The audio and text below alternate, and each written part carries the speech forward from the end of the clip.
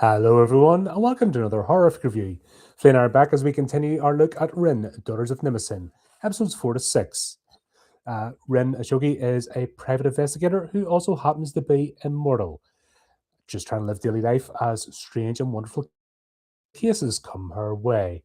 As she deals with this, more and more becomes apparent that a plot is underway to change the world.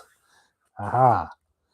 We are back to some proper adult, no messing about, animated content.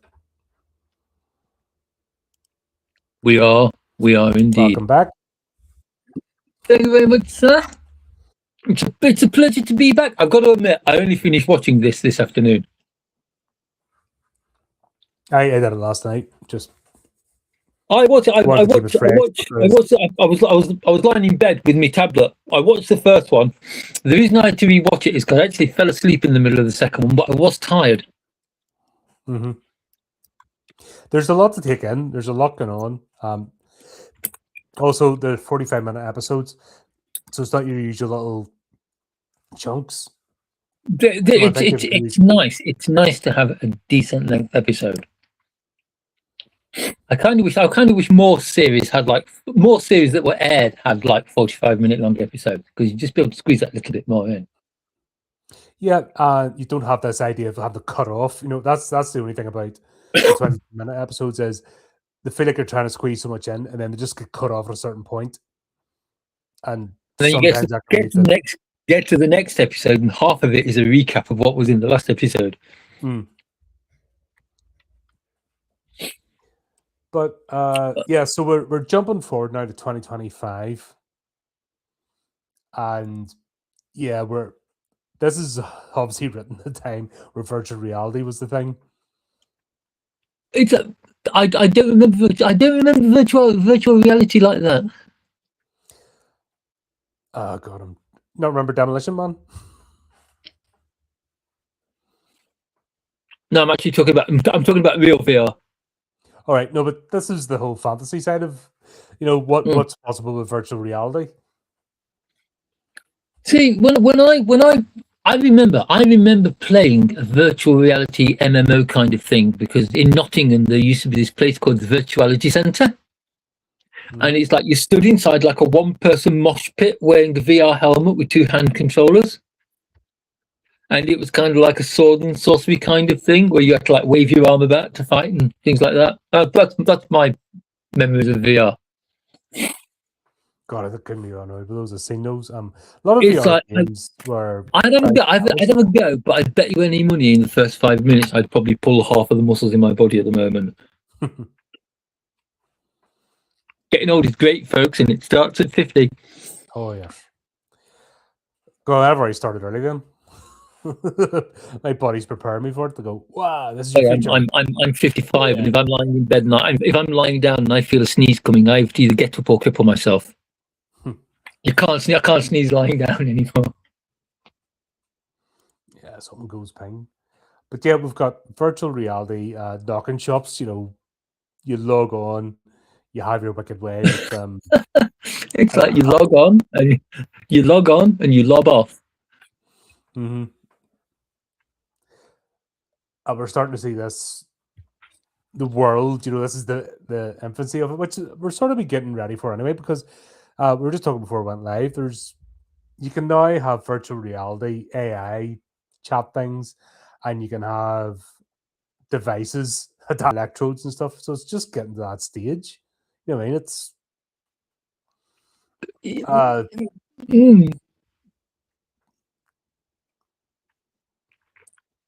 Yep. It's like every time you go on your phone, tablet, PC, you see adverts for the damn things.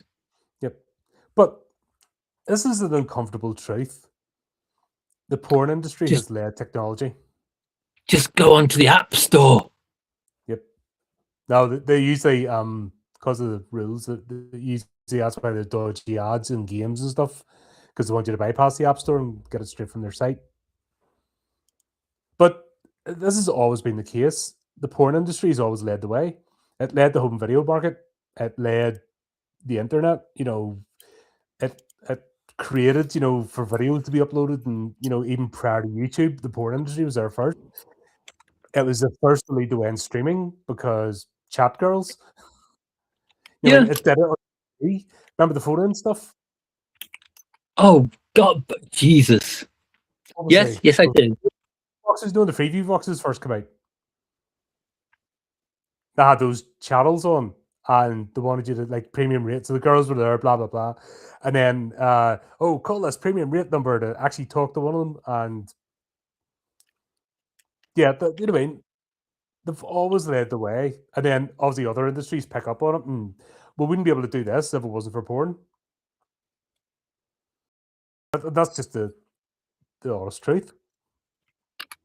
Porn drives technology. Porn drives technology. Who would have thought it? The only platform that hasn't been really led by porn has been YouTube.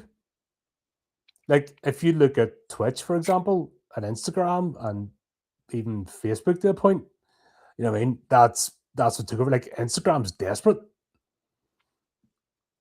for all the... Yeah, but it's like there was a video banned on YouTube once. It was like it was like a trip. It was a trip somebody had taken in an African country. It got banned because of the name of the country. Niger. Mm-hmm.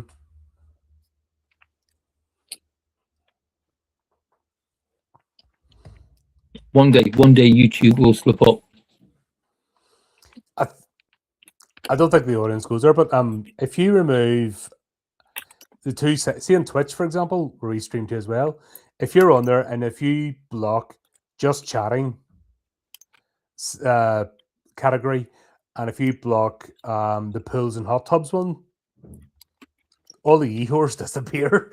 Like your feed just dramatically, because they're annoying after a while, because they're just out to rinse people, and yeah, it's... I think when you sorry if you're like young and stuff, but when you get to a certain age, you're like, nah, that's kind of crass. But this has always been the case. The porn industry, the people's desire to knock one out will always lead technology, and they'll always provide. And then everyone else sort of gets the benefits of it. It's the same as war. War always, war and sex will always drive technology and advancement of the human race, because there are two driving forces. This is true. This is What very, do very, people very want to true. do after a night out? What's the biggest thing when people are piled out of the nightclubs? What do they want to do? They want to either fuck or fight. Sometimes both. You know what I mean? That's just it. I'm not king shaming anyone. No, but it's once again, you just acknowledge it as a it's very strong driving motivator for humans. I mean, it's like it is. I mean, my God, amongst people in their late teens through their early 30s, sex is a massive motivator. Mm-hmm. So all we're saying is this world playing out, and that's it. If VR had taken a slightly different route, the world they're portraying is pretty realistic. Mm-hmm. I mean, as it is, it's only a year.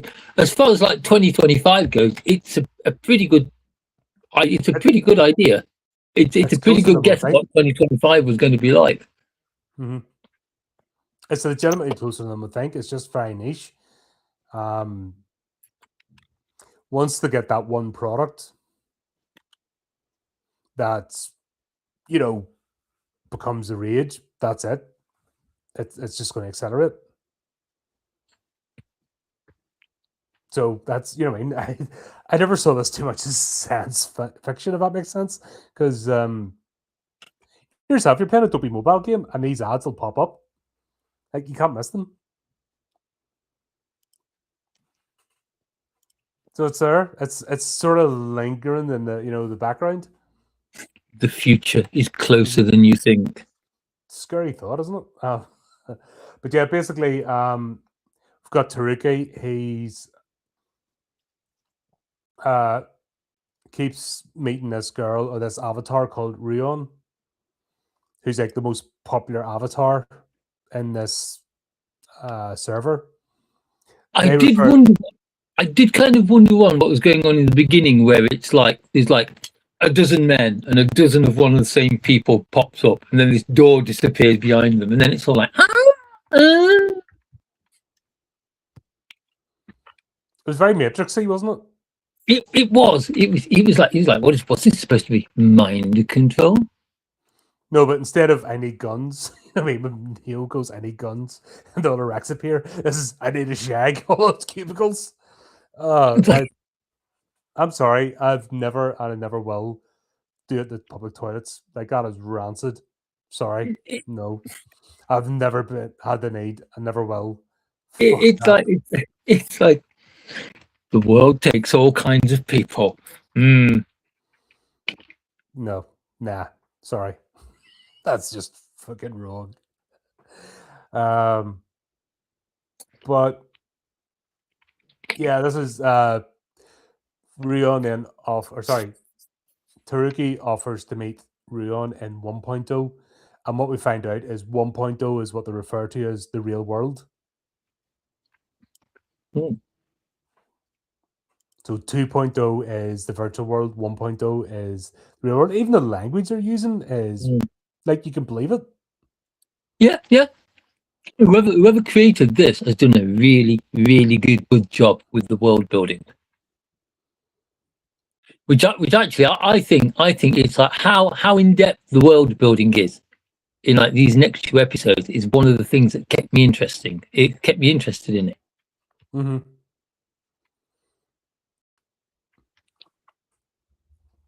But obviously, we find out Taruki is actually Koki's son, and this is him just going through his wild phase or whatever.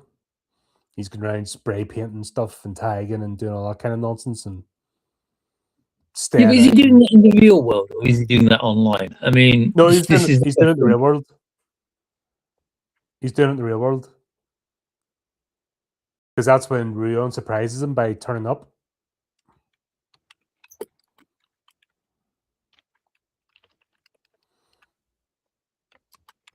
I did get a bit confused with some of the stuff that was happening in this one, but I think when you that's get to, because I think it's because it kept jumping backwards and forwards. I think you're meant to be because that's the whole point. We're all picking a mystery. It's when you realize which is done. So effectively, Ruon turns up, jumps Taruki, and then all of a sudden these goons appear. Your standard black car, suit, sunglass wearing people. And if effectively execute Ruon in front of him, and he does a runner.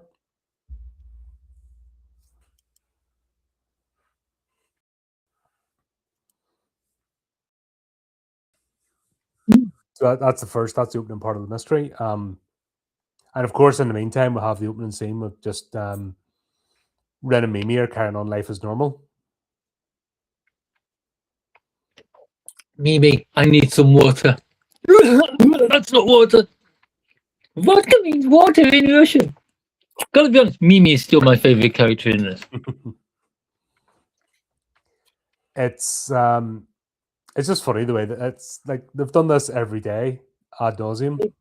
I would say it wouldn't by now it wouldn't be this anime if there wasn't like a vodka joke at the beginning Yeah, of the episode. yeah. That's like I said, it's cool the way they do it. But yeah, this is how we get everything connected. So this is obviously went on a bit in time. Taruki finds Tomotsu, who's now retired,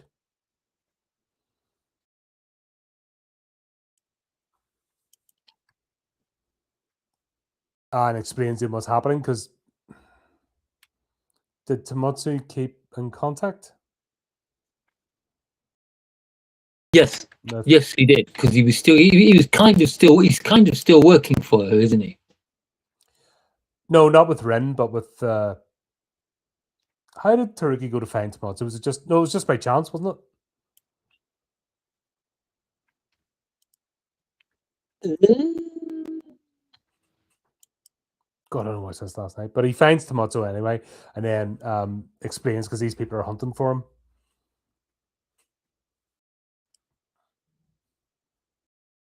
That's where Tomotsu decides then he's going to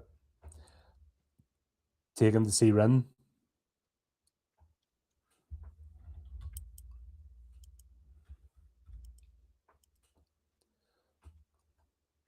But needless to say, anyway, that's how we get the connection. That's how we get them all back together again.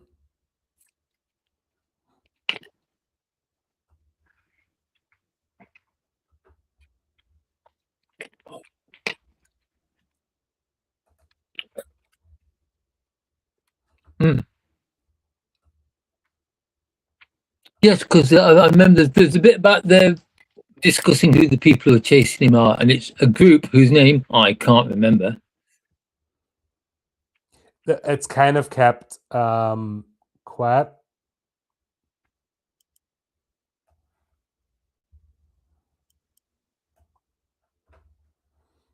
Trying to That's remember the the thing. name.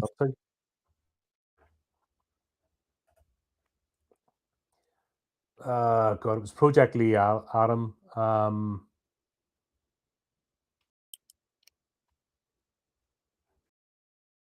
Kamiyama Corporation.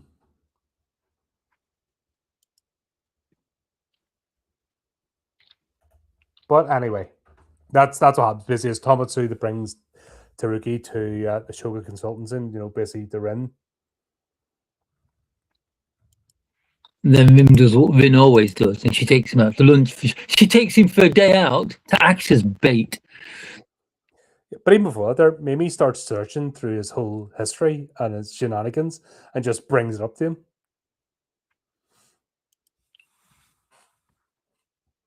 That's like showing a teenage boy's collection. Oh, have you got this one? Oh, you do, don't you? You've got that one. You've got that one. Oh, you enjoyed that site.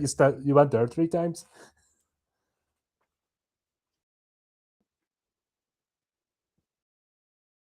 But yeah, Rin takes him out, and the idea is basically to flaunt them in open air, to use him as bait to draw out the attackers.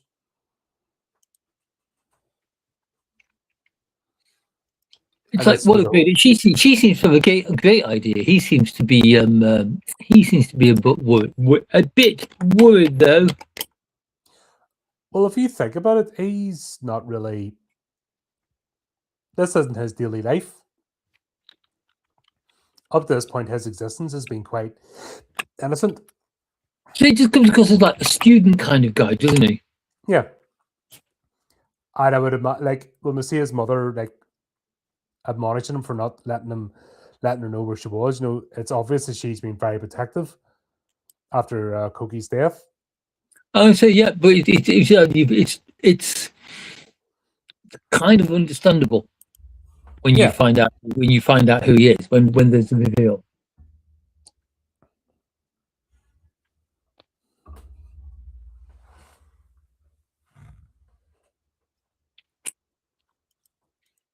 But of course, she ends up drawing the wrong bait because, of course, Laura turns up again, the assassin.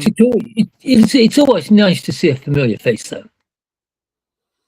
This is borderline obsession at this point. Yes.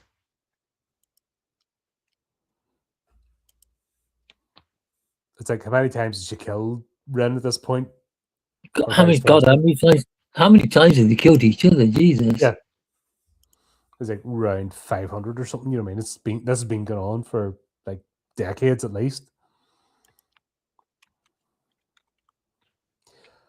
But this is what basically Teruki then sees Rin regenerate, and that's where he finds out that she's immortal.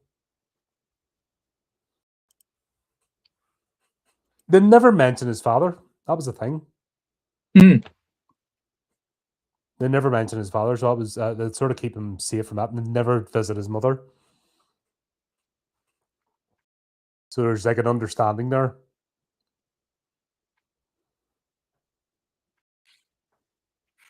Mm.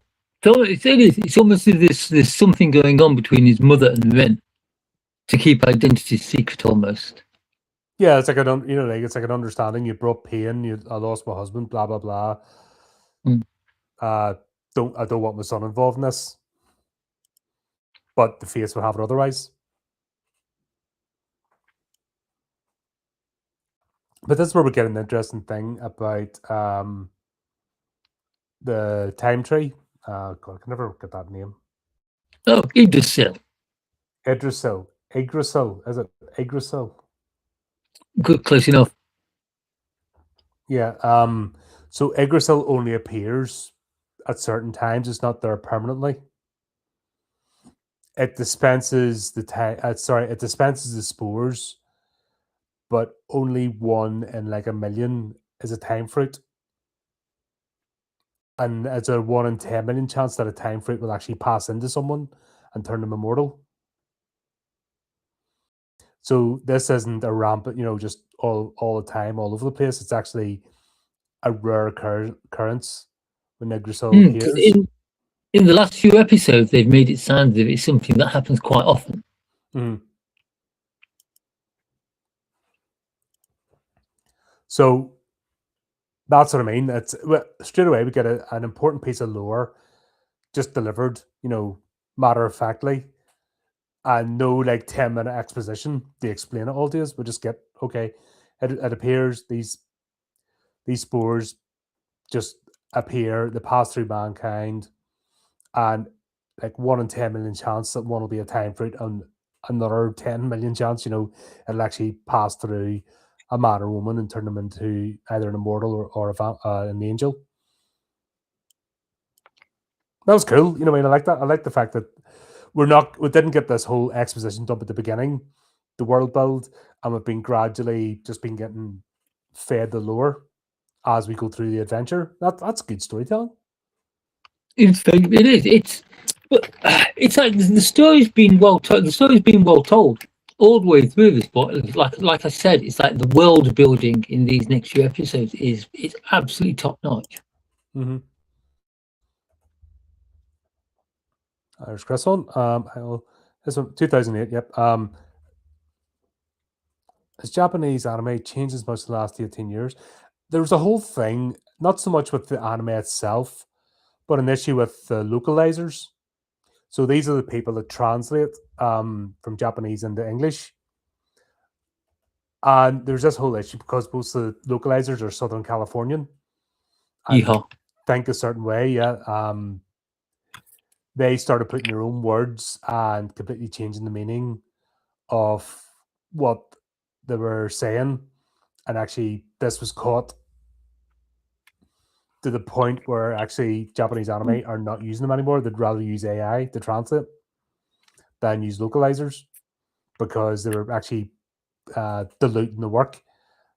Suppose you can answer this better than me, Flea, but from what I've seen, there's that much of a wide variety of anime that Like this is right.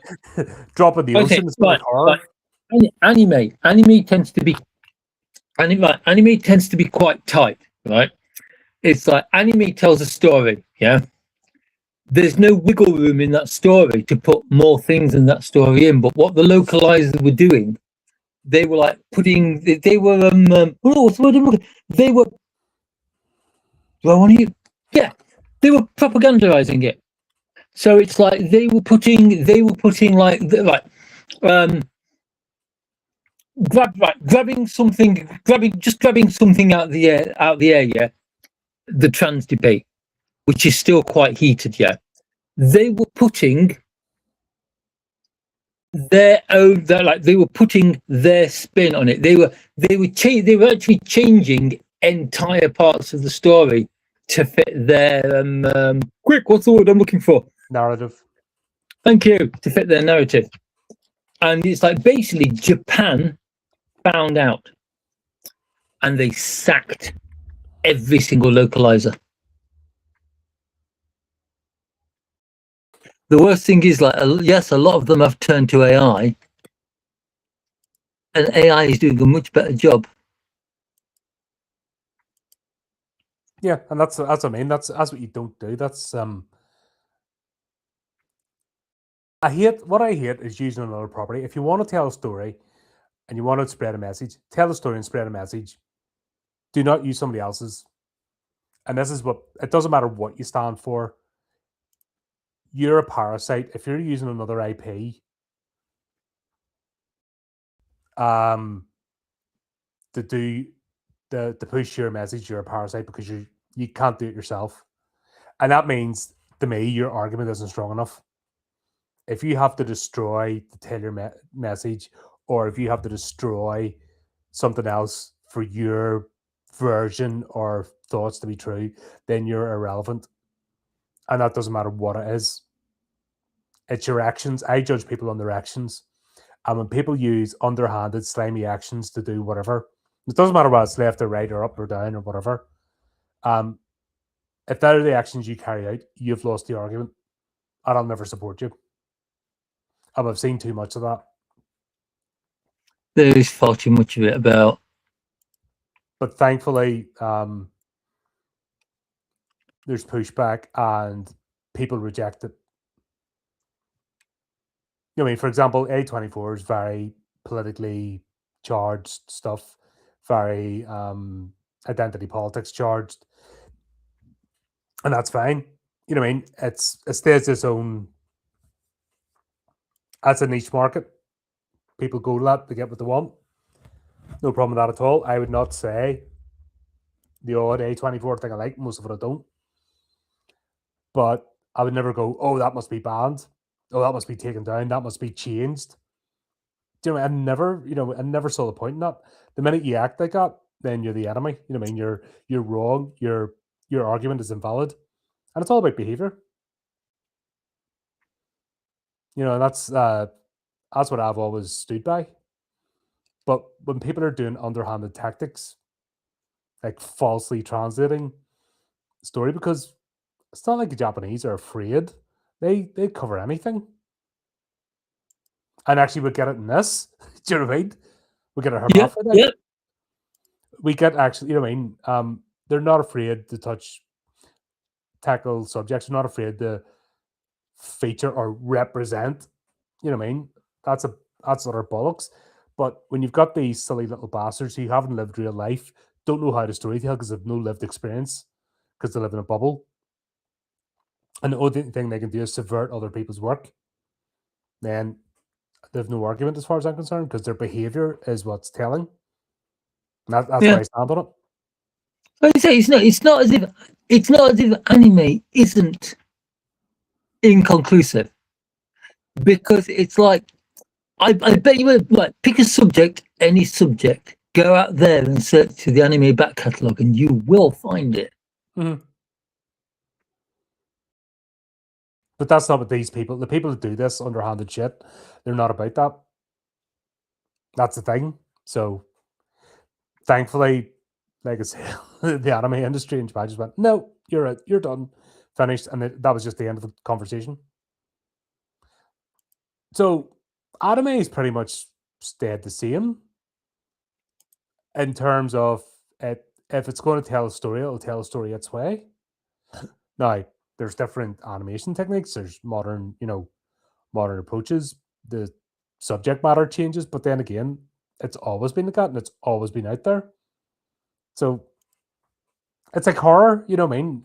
Horror has embraced everything and anything, and there's plenty of room for it all. So no, there's not this one thing that goes, this is what horror is about, and then tries to take it over. Like I said, A24 represents an aspect of horror, and that's perfectly fine. Slasher movies represent another aspect. Psychological, represent cosmic horror represents. It's like, I'll use an example of horror when they try to subvert Lovecraft. Like the same people that say they hate Lovecraft, that he's this, that he's that, and the other, but they can't leave his work alone, and they're always trying to change it. That's, to me, that's underhanded. Right? You don't like Lovecraft, leave him alone. Just go do something else. It's what's it look like? You could say the same thing about J.K. Rowling. People are still good. Like Harry Potter fans are still kicking off about J.K. Rowling. You can't be a Harry Potter and J.K. Rowling go hand in hand, because one is the subject, the other is the creator. Mm-hmm. But it's like, it's just kind of like you can't put your own You can't put your own narrative into a story that already exists. You can create your own story and put your narrative into it, but it's much easier to try and force your narrative into other people's minds by doing something. It's lazier. It's underhanded. It's like I said, it's about behavior. if you carry out that behavior, you've lost your argument. Like I said, it doesn't matter what the narrative is. The fact you do that, nah.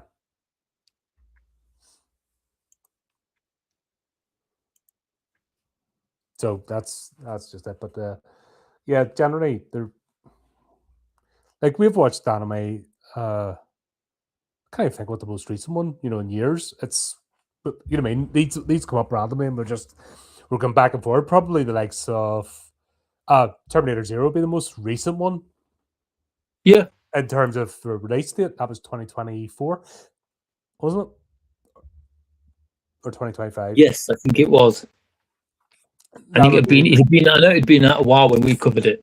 Yeah, so there's an example of a very recent anime, and honestly, in terms of storytelling and the animation style, yeah, it's a bit more modern, but it was still the same storytelling.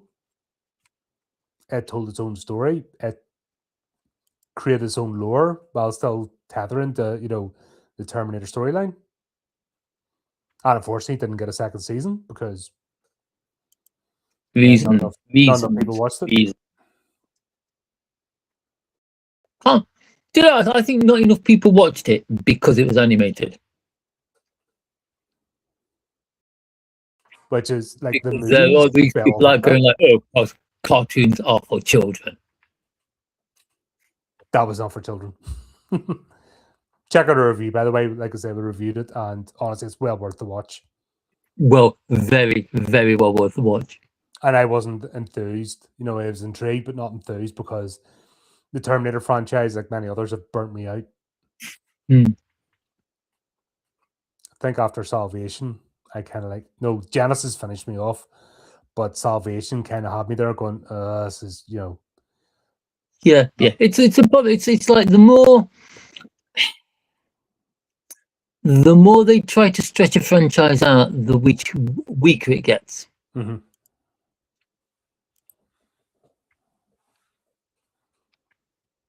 And it's like they just made a couple of films too many out of Terminator. They ran out of ideas. It was meant to be a trilogy, like a self-fulfilling loop. That was the whole original idea. So it was meant to go like the Terminator come back in time to kill Sarah Connor. It was meant to be Terminator 2, and then Terminator 3 was meant to be the future war, which led up to the point of the Terminator going back in time to kill Sarah Connor, and that was meant to be the loop, but they dicked about with it. So that's it. Worst thing is, one day they're probably going to reboot Terminator and do that.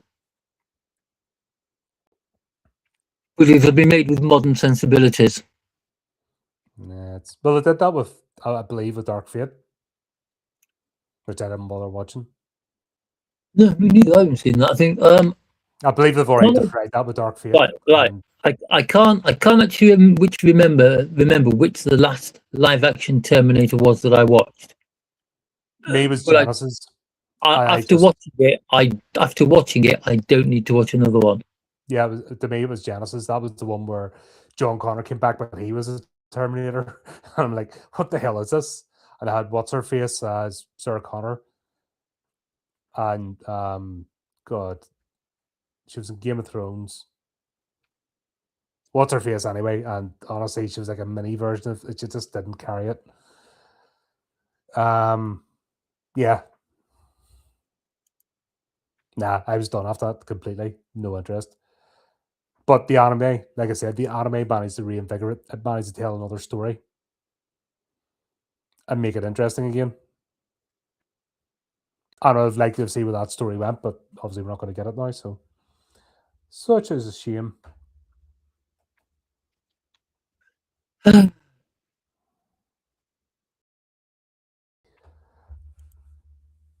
So we're getting there's been a slight shift in Mimi's and Rin's relationship.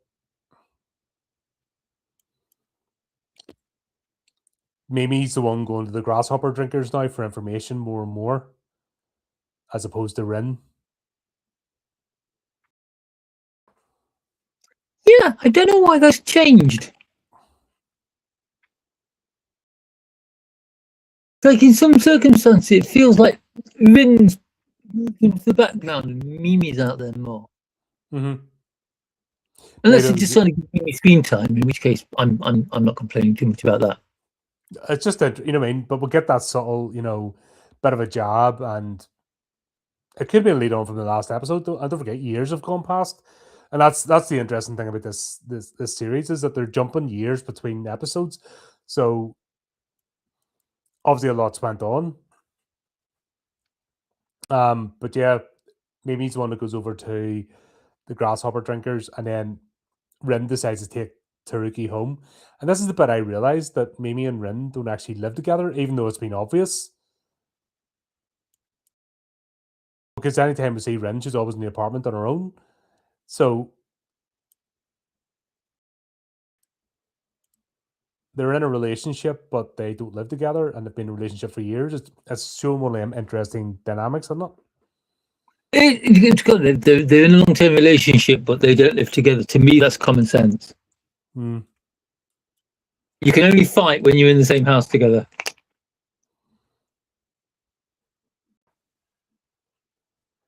But you're almost seeing a bit of a, you're going to them again. Why? And it doesn't go any further. It's just dropped there that there's a change in dynamic in the relationship from last time I met them.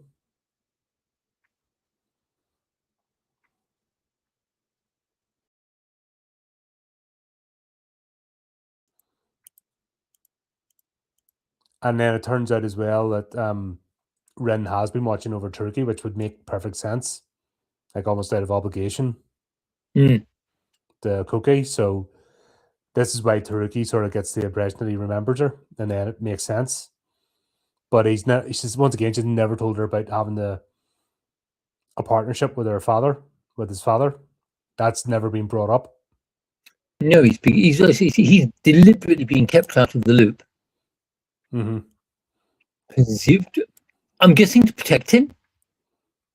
Makes sense. Or there definitely some. Once again, because of the time jump, there's a lot went on in between. So there's obviously, you're fed that there's just understandings went on, and it makes sense. Once again, but don't need it explained. We get from the subtle plays, the avoidance of saying certain things. We get it. Something's happened here. Koki's wife has told her to not involve her son. Yeah. Which is the way things ended up for him. It's understandable. Yeah, but she doesn't even know that herself. She just knows that he passed and he went missing, and they couldn't even bring him back. So, like I said, it just shows. And then she could suspect, because don't forget, her own brother was an angel. So she could probably fill in the blanks in her own head what this world is. And she doesn't want her son to be part of it. But through circumstance, her son's been dragged in. But then they're not even telling her. So there's definitely this understanding, that Rin's going to look out for Taruki.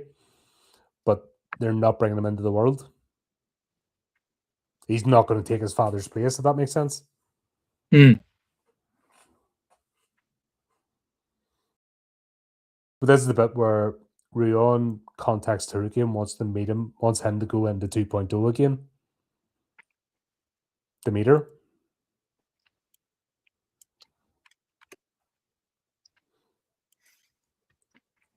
Now, at this point, my mind is screaming bad idea.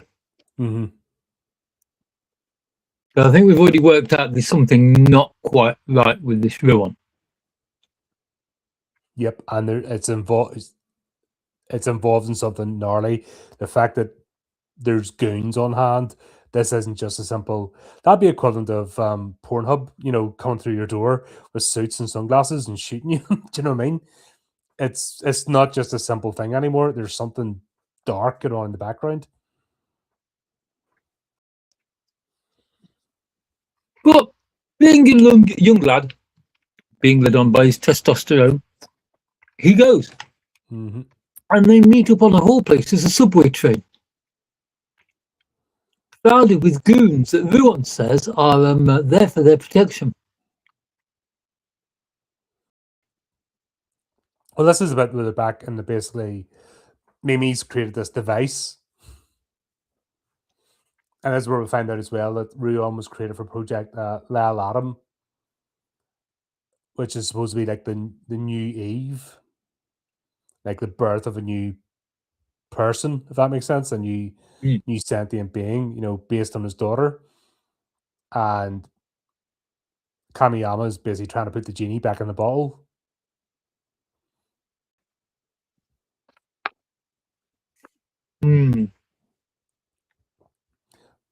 But of course, obviously, Taruki's this cyber attack happens. They're busy trying to take them out, and then a commando unit just attacks the office.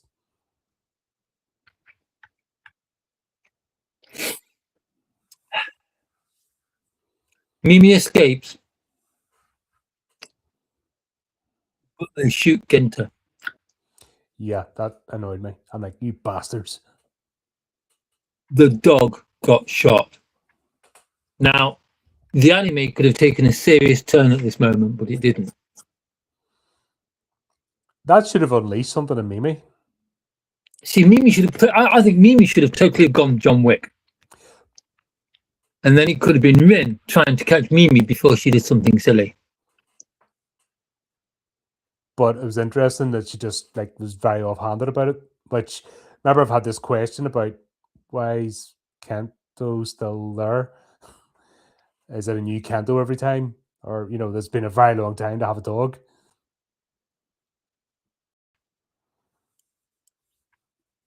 Or Gento, sorry. By the way, they try to escape, and I love Mimi trying to dumb down AI technology to Taruki. She asks them to explain, and she tries to explain, and just complete techno babble. No, she tries to explain, and you look at Taruki's face, and the lights are on, but no one is home. Just woof, straight over the head. Oh man. But he does make a very interesting observation. It's like, there's been no traffic for a while. What's going on? Yeah, it's like they're driving down an empty freeway, which is kind of like a bit suspicious, considering we're supposed to be in Tokyo. Yep. So it turns out they've not just cordoned off the motorway to separate them, but there's 3 tanks, 2 helicopters, an entire commando unit. Attack helicopter, yeah. Yeah, not even police helicopters. This is the army. This is like full on strike force for a little Nissan Micra type car.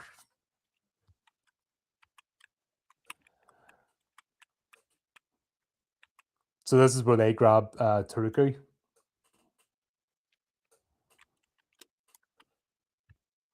Yep, they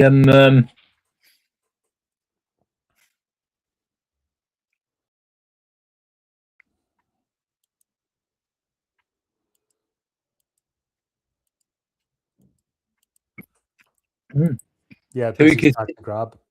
Yep, Taruki's grabbed.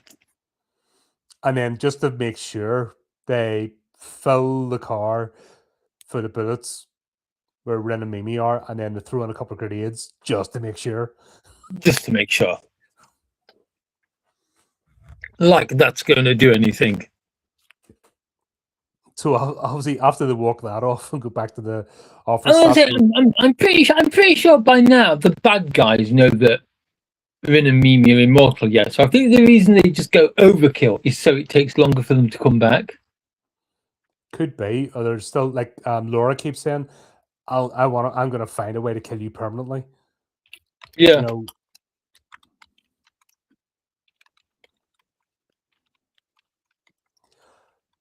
But I mean, this is where they go back to the office. This is where we find out that Genta is actually immortal as well, which then just makes sense from the best bit of this episode is when you go back and the dog's all right. Mm-hmm. Because it's like, yes, I knew it. It's either that or that every 10 years they buy the same looking dog over and over again. Yeah, that was something I picked up last time, remember? I'm like, because of the time jumps.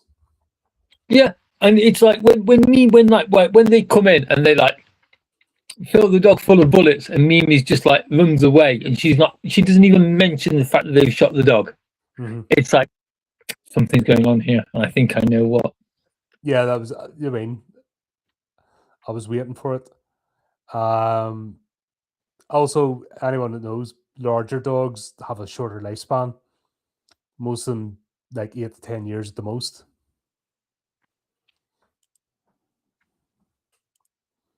So if you ever get a big dog, just be prepared for that. It's not nice. If you've got a larger dog, they're going to live less. But yeah, that's it. Gento's immortal. So all of a sudden, everything makes sense for me. And that's just I mean, that could have been done really badly with exposition or like a whole explanation at the start when Koki first joined them. Blah blah blah blah blah blah blah blah. And just explain everything. But they waited to a certain point in the plot to make it impactful. And once again, it's just tight storytelling. I appreciate it.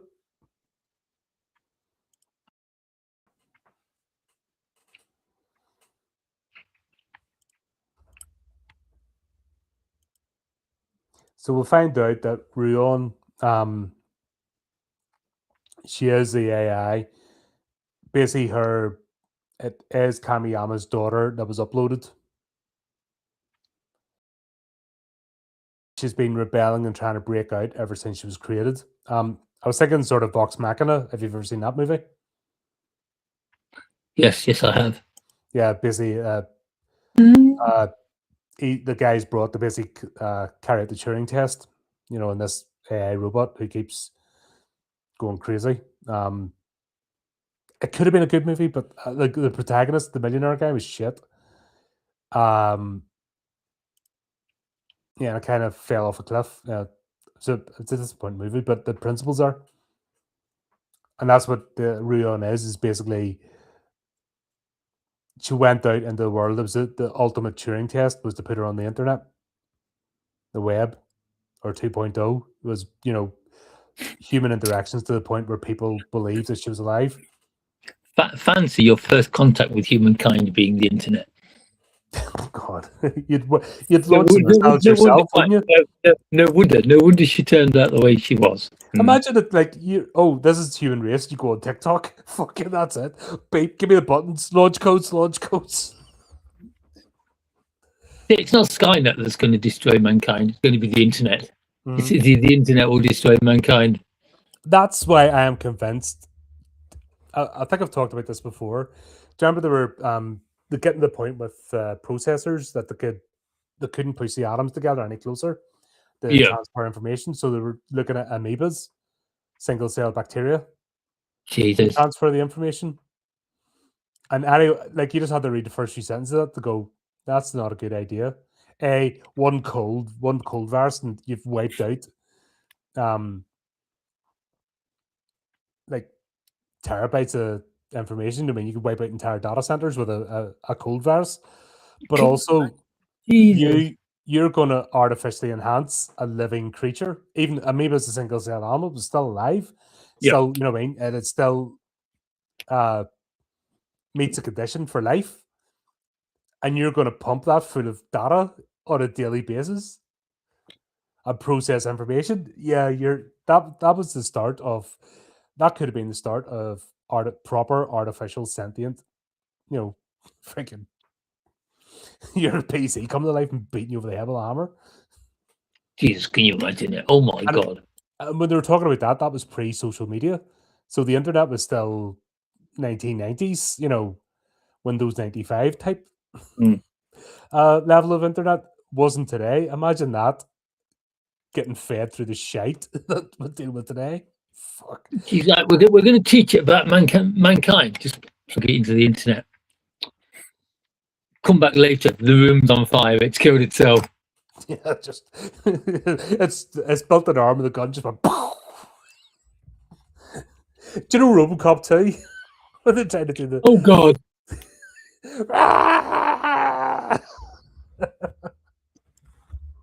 that would be it. But Ruon has decided that she put a part of herself into Taruki so that that bit of source code can get wiped out. She downloaded herself into a new body, and she's the one that's been directing all of this through Kamiyama Corporation. She takes Kamiyaka, her father, out, and then she decides she's going to keep Taruku because Taruku, through all the people she's encountered, is the only one that ever asked her to go to the real world, which is mad. The longer the longer this episode goes on, the more twisted it gets. Yeah, but what was it? I'd stuck a because there was a whole talk about the was it the e-thoughts and all that there, and it was interesting how it works. So it stuck up one of the on Twitch, one of their streams, Yeah. and I had the sound off, and I just had it on the side, and it wasn't so much the model, it was the behavior in the chat I was watching. And what was one of them?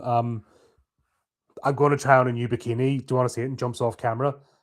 Type blah blah blah or leave so much in the like donations and stuff, and I'll show you the new bikini. So I'd stuck out in one screen. I was watching YouTube in another. You know what I mean? And I'm talking like 20-minute video. This is still playing in the background. She hadn't jumped out yet. Well, I'm watching another video on YouTube while this is playing on, and these people are throwing like not small amounts of money. Like, oh God, no, they don't. It's frightening to see, like it's almost religious zeal. It's hard to describe, but people are like putting their entire life savings, and like stupid amounts of money that. It's kind of like idol culture, isn't it? Where people will spend stupid amounts of money just for like a handshake or a signature or a smile from their favorite idol. Yeah, it's borderline obsessive. It's dangerous. Yeah, I was like even last week when I was at the HORRORific convention, right? I was right across from the Robert England door. And basically that's where people were queuing up that are already you only got an interview pre-booked.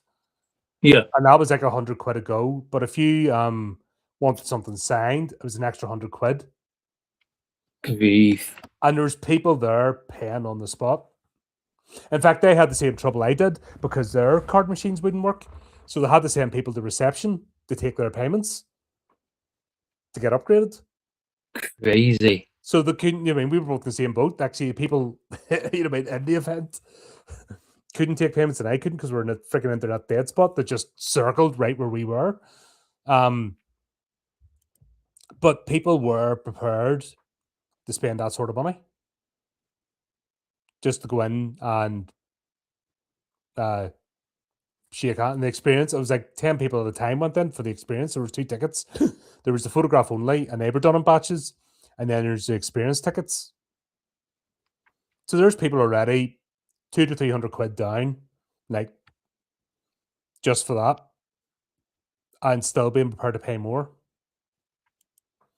And like I said, when you saw that with the Twitch ones, the e-thoughts, basically online prostitutes, that's what they are. But people are prepared. It's not their behavior; they're just taking advantage of it. You know what I mean? Oh yeah. The people that are prepared, like to that degree, and more over not even something tangible.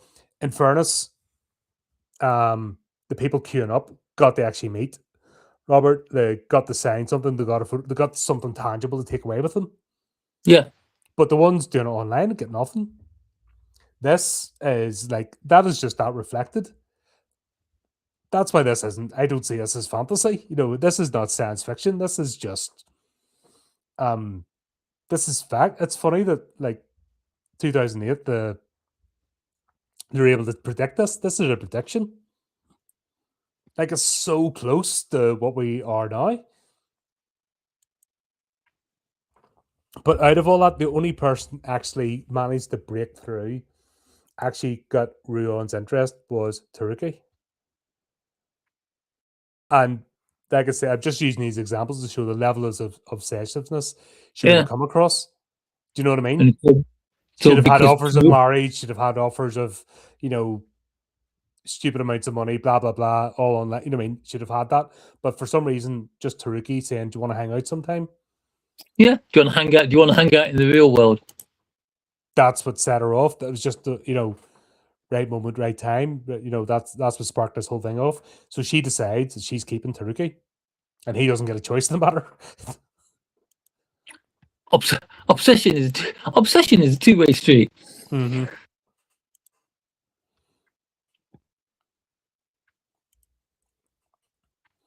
There's also this thing, the cameras were watching, and I was waiting for that to see how that was going to pay off. And I thought it was a corporation, but it wasn't. It was Ruon.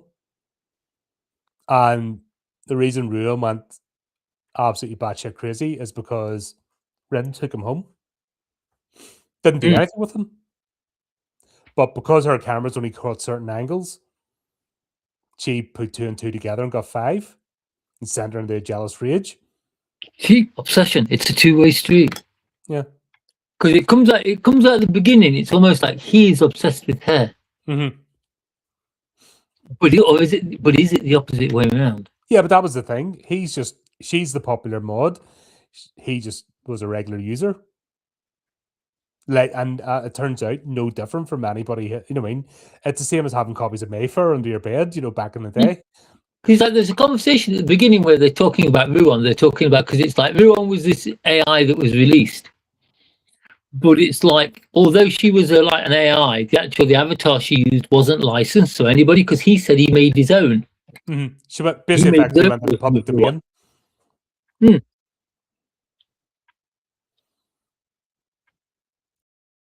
But it turns out then that it was Kamiyama didn't give any of these orders. These were all done independently. It was all Ruon. Of course, we'll have to talk about the really sad bit in this was Tamutsu. We see the sniper shot getting lined up. We thought maybe somebody waited behind. When I saw the sniper shot, I thought it was someone going for Rin. Yeah, that's the way they set it up for us. Rin sitting in the back of the chair. Was that what they were going to do? Tamutsu's on the phone, and then sure enough, crack. That's the end of it. We see the end of Tamutsu. Worst sniper shot ever. Hit him in the chest. Well, you in for the center of body mass. It's only movies do the helicopter snipers that hit you in the head. What? No. It was the back of the neck. What's it called? But there's been this conversation. Well,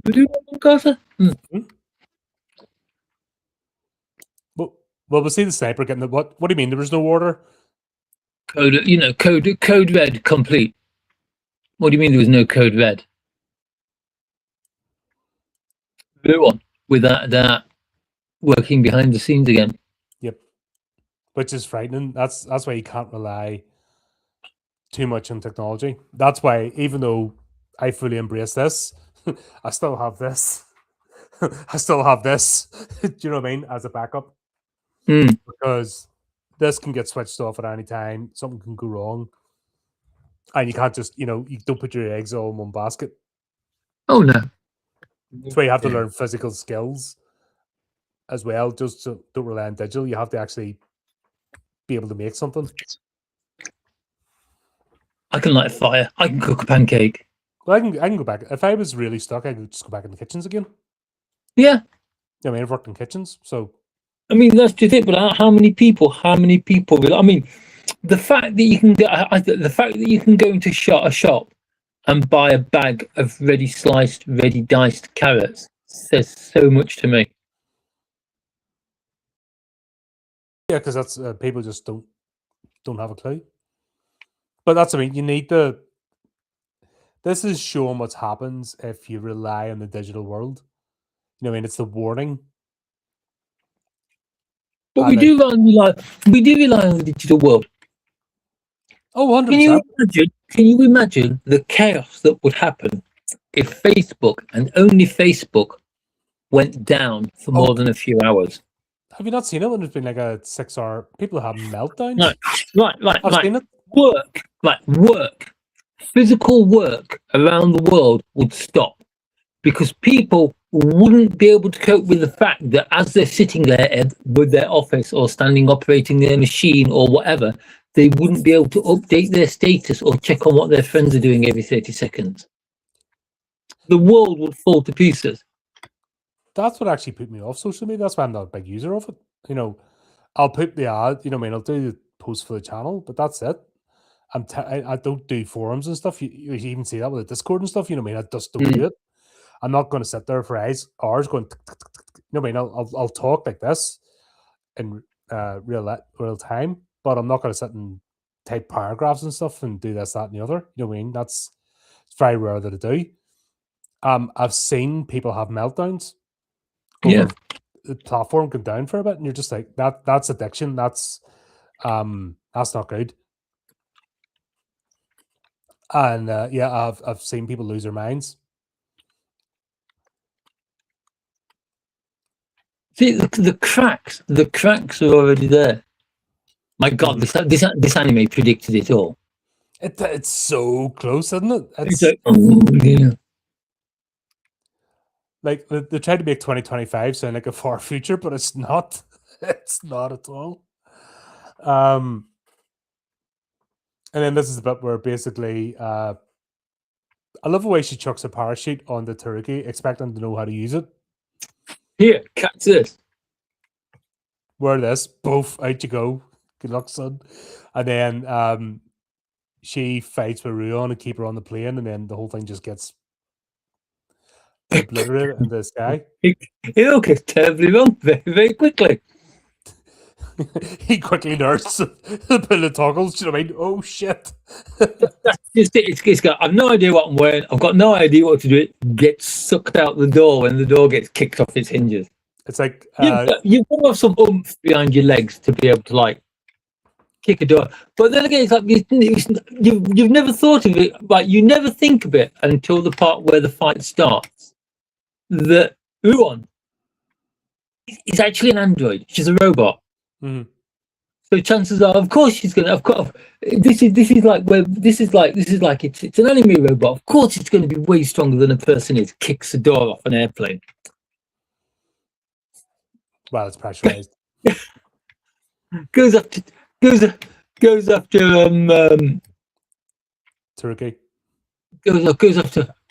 Taruko. Taruko falls out of the plane. Rin grabs her from behind, and they end up sprawling on one of the wings, directly in front of one of the intakes for one of the jet engines powering the plane. It's the bit where it just goes quiet, and you see the spray of blood. You know that's Rin. Yeah. Oh dear. It's Taruko is looking up the plane. It's just like bump. Little cloud of smoke comes out the back of the engine. Like oh, explosion. Plane goes down.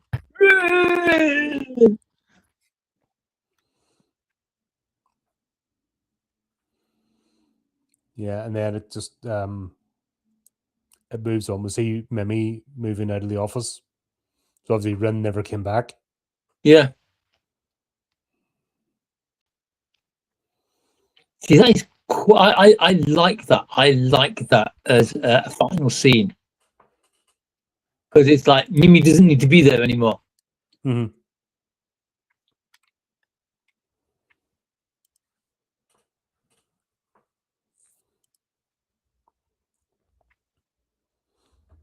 And then we go on to Holy Nights Don't Shine Brightly. This is 2055, I believe. Yep, 2055. So we've jumped again right into the future. Yep, where we are slap bang in the middle of the Second American Civil War. So you see, the wrong again, because I think the Second American Civil War is going to start way before 2055. Now, Americans like to gob off and slobber. They don't actually have the balls to fight each other. That's just not their nature. Their nature is to do that. I mean, they're getting ready at the moment to jump into Vietnam too. Iran. They've always done that. I shall put the political box over there. Yeah, just set that over there because we don't need to get into that stuff. I'll put this book on it. It'll be fine. I think the Yanks could do with the Second Civil War. It would sort them out. You know what I mean? They think about what to say. There's been a couple of situations in history where people have thought they've come close, but people actually thought when Trump came into power that it would actually kick off kind of like a movement. Because I always thought the idea behind the Second Amendment, the right to bear arms, was to protect America against forces that were perceived as being a danger towards it.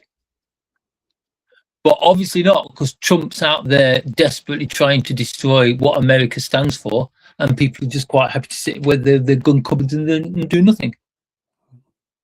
That's it. They all yap at each other.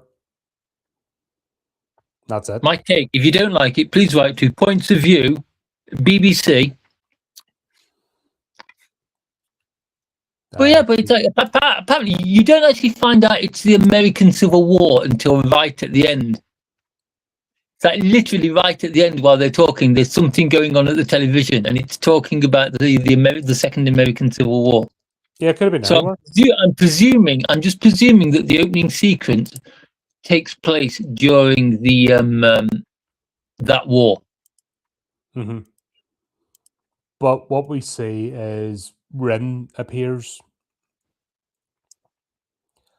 So well shadowed. There's another girl that's trying to protect a young boy, and Rin then appears and kills her. Yeah, so I do notice that if you notice, Rin is actually wearing a UN badge. She's got like a UN patch sewn onto a uniform. Did they both not have it? I didn't notice one on the other woman. Yeah, the other one had two. They were both UN. Had UN patches. Because the woman was trying to get the little kid.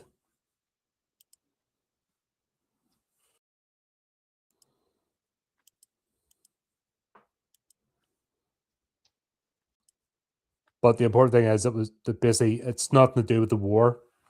This is Rin going after another immortal. It's almost like Highlander, isn't it? There could be only one. Yeah. So something has fundamentally changed since the last time. Because it's like she kills her for her fruit. Mm-hmm. We don't know what happens to the lad, but whatever it is, I don't think it was good. No, like I said, he was irrelevant anyway. It wasn't about that. This was a war within a war. But then we go back to Japan, and we're introduced to the world as it is, and basically the digital and physical worlds have merged. Everyone's going around like, I don't know, like projection holograms or something, or yeah, it's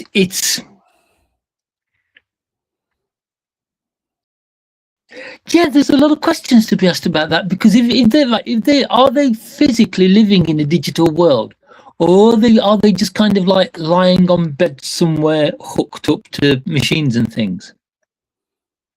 I think it's a meld. I think it's a blend of the two. You know what I mean? I think they're operating in the physical world, but like we meet Michio.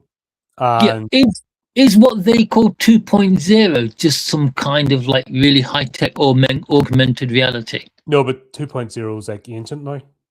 Because I know Michio's talking. This is like 11.0. Oh god! Because I remember Tereku's like when he's talking to his daughter, he's like, I grew up in 1.0. He's like, can I have a new bag? Of course you can. It's like this opens up a menu in midair. This one certainly, and she pulls like a tag from the image. She's like transfers it to the bag that she's got, and her bag changes to the new bag, which is why I'm wondering if it's like, is it augmented? Is it like the same old bag, but just the pattern is different? It's once again that's part of the mystery. So this is where science fiction. This is where we're not there yet. Like 2025, their prediction for 2025 is so close. Maybe because it was so recent this was made, but yeah, this is Michio's running about the house in her underwear because you just download clothes at will. Do you know what? I was kind of hoping it was like a bikini. No, because Taruki says I did notice that outside through the window there was a swimming pool. No, but this is just her basically dotting about in her underwear because this is an example of old school, new school thing. So Taruki grew up, in 1.0, you wore clothes. He's not comfortable with this fact. But his daughter's grown up in this digital world and knows nothing else. So to her, it doesn't. In fact, I think the only reason she's wearing underwear is just for the, for the show. Because you download your, it's it's this type of technology. Obviously, we can't get our heads around, but it's an augmented reality. You download what you want to wear, and it projects over the top or something. So people are maybe not going, are not going around with actual cloth material on them. It's like a projection or a VR or something.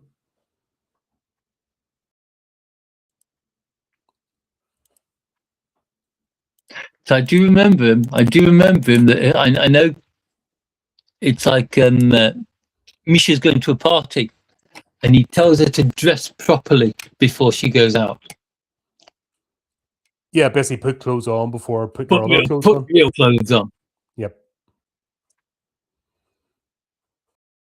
And so don't download any illegal programs. It's not don't do drugs, kids. It's don't download illegal programs. Yeah, that's it. It's they've either got chips in them or something that augments. Like we saw the chip with the handbag. Yeah. It's that.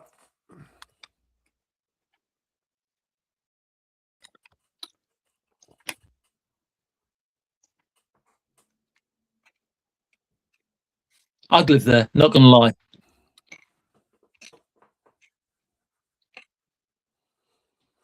Can you imagine? Can you imagine? You're wearing all these clothes and you've been out to get it dirty. You don't have to wash your clothes. You just have to hit the refresh button. Oh.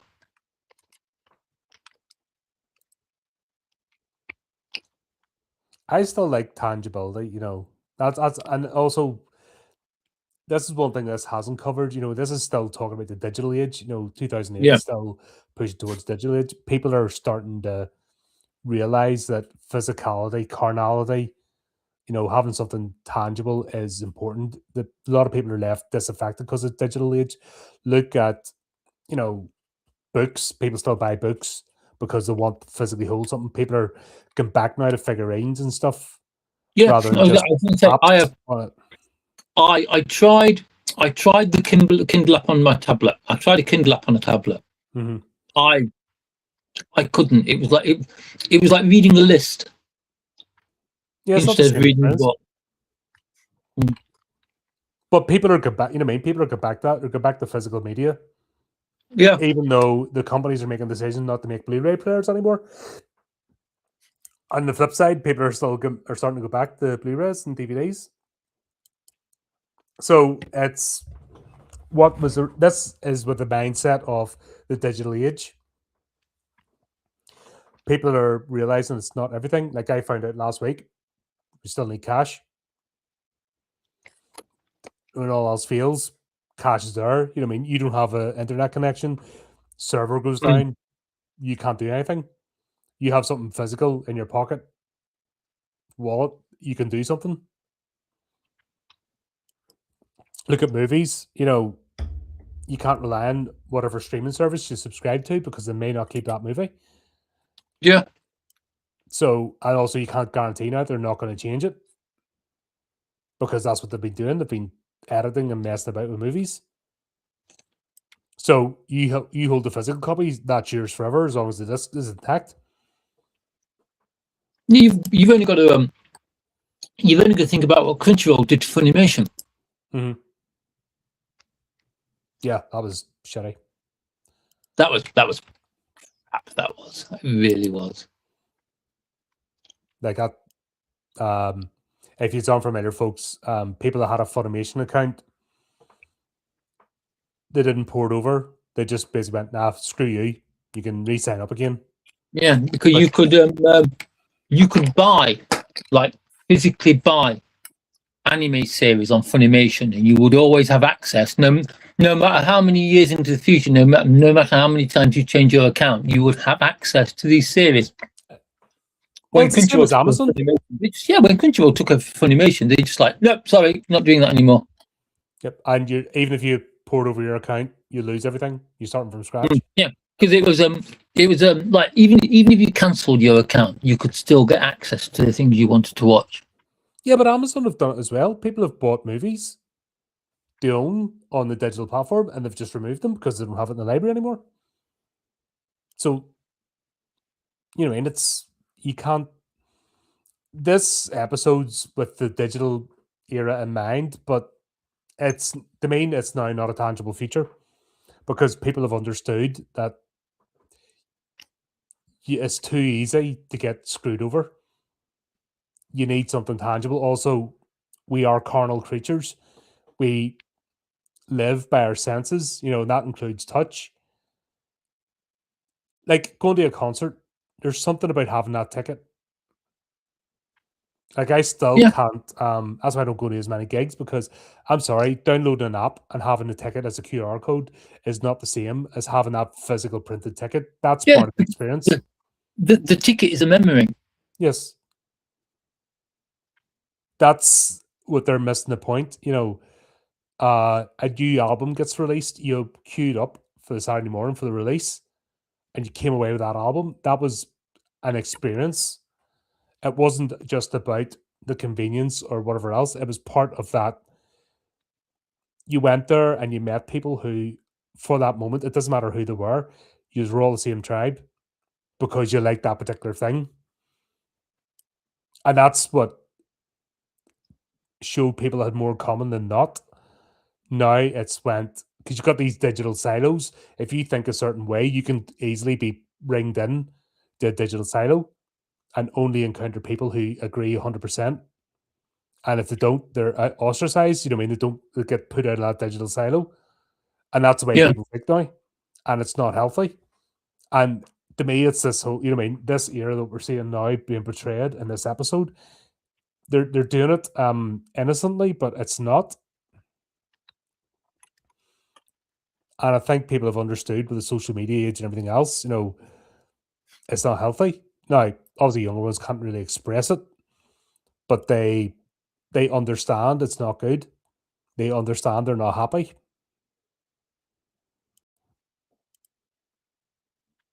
But hence the resurgence again in physical stuff. I covered an article there, K-pop Demon Hunters releasing the Jinnu doll. The fact that there's people still want a physical doll. Oh yeah, it's like younger people. Yeah, still want a physical collector's item to put on a shelf. I know someone whose secondary school age daughter is absolutely mad on everything Hatsune Miku, and there's a whole collection of dolls and things, figurines, high grade figurines. Yeah, but that stopped. That stopped in 2008 onwards, up to like 2020. It didn't stop. It just kind of like it fell out of popularity because all of a sudden everything was digital. You didn't need like a model. You didn't need like a figurine of her. You didn't need a figurine of Hatsune Miku. What you wanted was like the latest PFP to show people on your phone. Mm-hmm. And they were showing that. I remember this documentary. They were showing kids that they didn't know how to play with toys. And then obviously give them an app and they're just, but all they could do is swipe left and right. But I'm even Oh, seeing that today. yeah. I'm seeing kids like 17, 18 can't physically do things. I mean, physically can't operate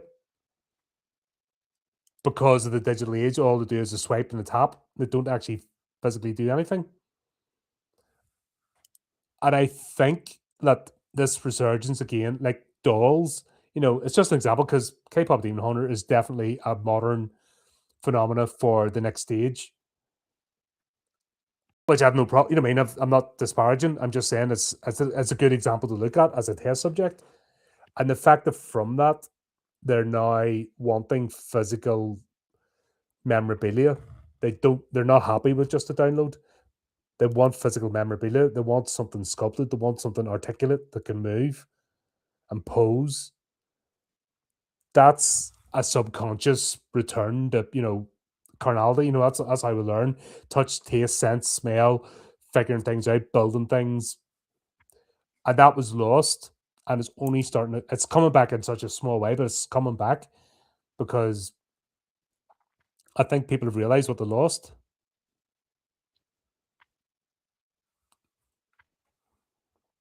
But this is playing out how the universe, if this resurgence wasn't happening and the rejection of it, this is where we'd be going. Everything would be digital. It'd be a hologram projection. It wouldn't be real. It'd be nothing tangible.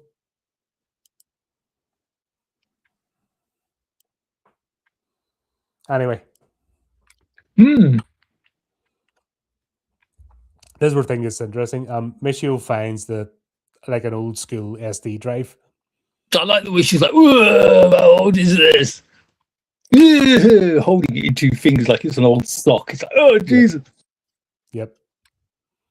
My father's embarrassing. Does she actually ever look at it? Actually ever look what's on it? Yeah, that's where she finds a video of Rin.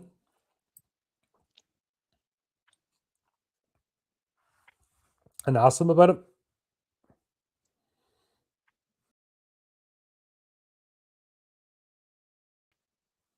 I thought that was after the party.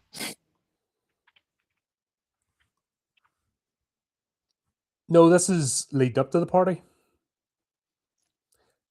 Because this is where we find out Rin, as we think her, is called Tamaki, and she's working for the corporation that I believe Taruki owns. Living a completely, looks like a double lifestyle, because from the initial we think she's out killing all her immortals, but by day or whatever, she's working in this corporation and was here getting screwed over. She suggests an idea and then her boss takes the credit for it. So she's this meek, mild-mannered, corporate drone.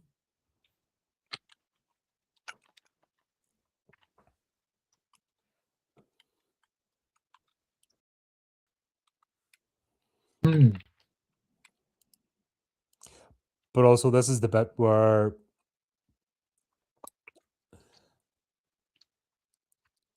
Michio meets Caesar during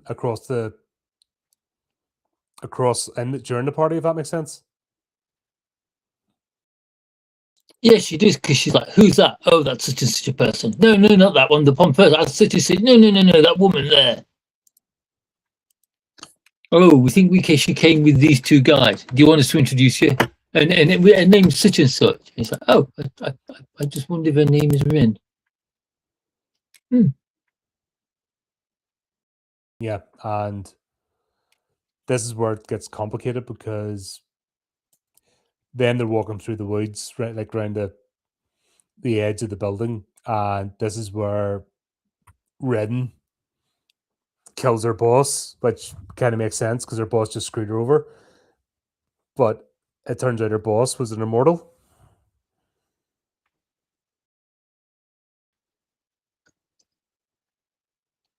There's some dodgy timing going on here, because normally when you kill an immortal, they turn to ash straight away. But that's the thing. Michio Yeah, her boss stayed there just long enough for Michio to see her and phone the police. Yep. But then when the police come, there's nothing there because obviously she's turned to dust then.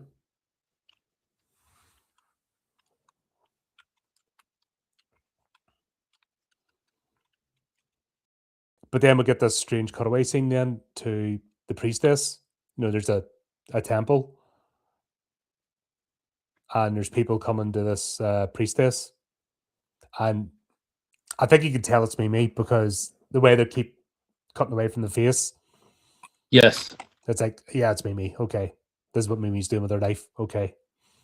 That wasn't really a shock.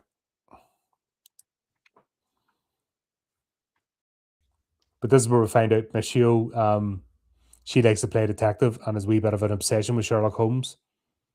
I'm not gonna lie, I like obsession with Sherlock Holmes. It gives a character. Yep.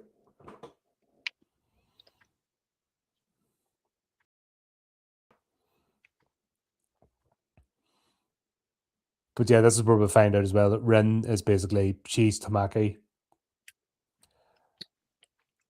She's also wearing a time fruit around her neck and has lost her memory. See, that is the fact that the fact that she doesn't know who she is, but she still seems to have the skills she had. Yeah, there's something not quite adding up.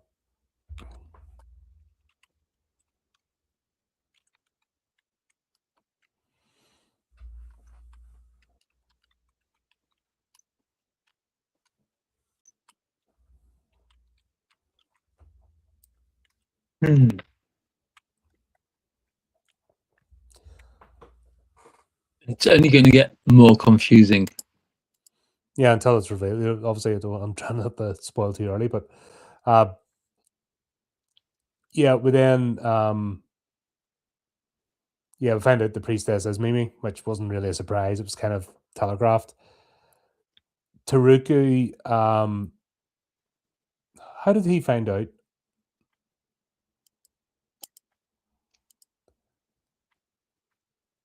I'll be damned if I remember. It was after it was after the police all arrived, wasn't it? And then he comes to see what's happening with his daughter, and then he sees Rin. But he immediately goes, "Oh, sorry, wrong person." Oh, yes, he sees her in the street, doesn't he? And he stops his car and jumps out, and she's kind of like, "Do you know who I am? Do you know anything about my past? I can't remember." Which is when you learn that she's lost her memory. Mm-hmm. And he's like, "Oh no, sorry, I thought you were someone else." Jumps back in his car and races off.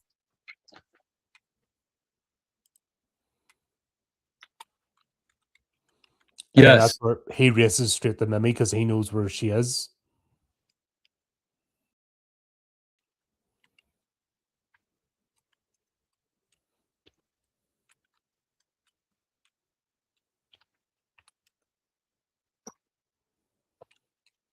But then this is where, this is what the whole thing Mimi's talking about. She has her sisterhood or her priests around her, nuns, whatever they are, and they're trying to find out who's killing the immortals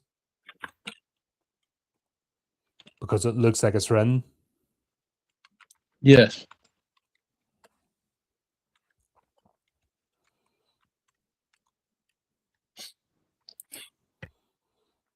Then we have this weird thing. It turns out Tamaki is engaged or getting engaged, is in a relationship. With the guy with the chest tattoo. Mm-hmm. I was trying to find the relevance of that, but it wasn't until later. You know, it's just a. I was going to say it's just like it's kind of like, does it mean anything? Is it significant of anything? I was wondering if it was back to that cult that was trying to release the virus, but no, it wasn't. It was just a tattoo. But yeah, they're about to get jiggy, and then stability and life. They're just getting down to doing what comes natural when boom, big bomb goes off.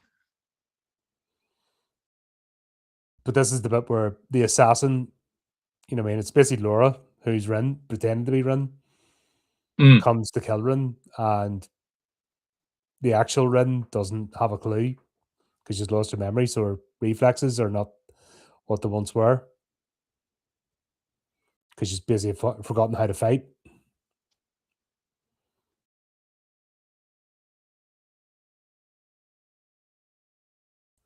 It's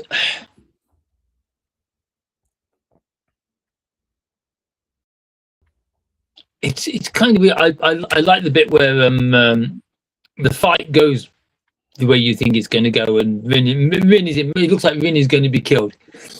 Mishino just jumps up. Basically, for what I saw, just starts running around and manages to create enough of a disturbance Well, that Rin manages to get away. So she managed to project 2 other versions of herself. And this is where we find out that it's not just holographic projections, it's actually physical manifestations. It's actually part of her body that's being projected out because the effort drains her, but she does it enough to distract Laura and give him a chance to get away. I do think the fact that Laura now looks like Rin is a bit weird. I think Apos's obsession is getting a bit too much with him. But that's kind of the whole underlying thing of this story, isn't it? Is Apos is, Apos is the background, he's obsessed. And yeah, we find out why. Obviously, you don't mean what the whole story is, but it's yeah, this is what I think because Rin disappeared, this was to draw her out.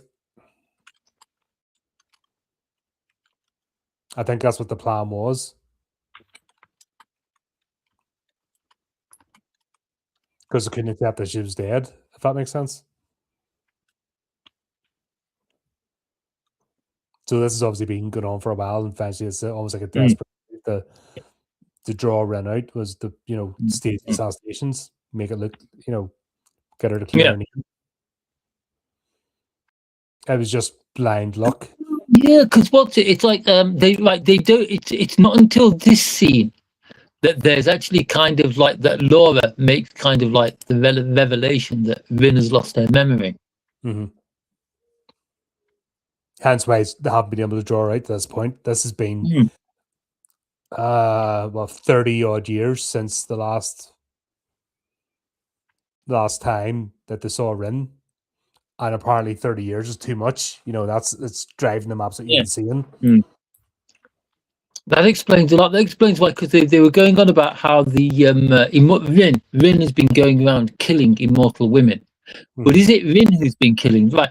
Was it Rin?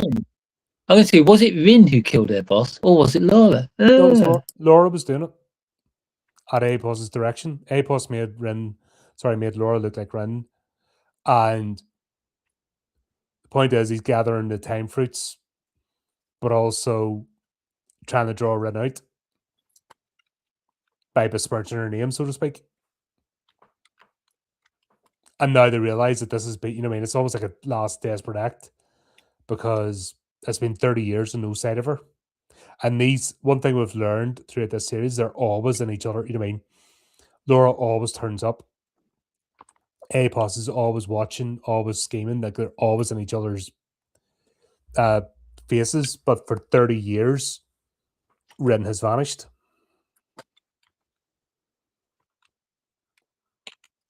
And that's too much. If you're obsessed about somebody because she lost her memory, and because she lost her memory, she has no idea that she's fighting Apos. Yeah, that's just no way. She's just been going along as a corporate drone, completely invisible. She just happens to have been drawn to Taruki's couple. The fact it's one of the biggest companies in the world, but just happens to have been drawn. It was blind luck that put her back in the crosshairs again.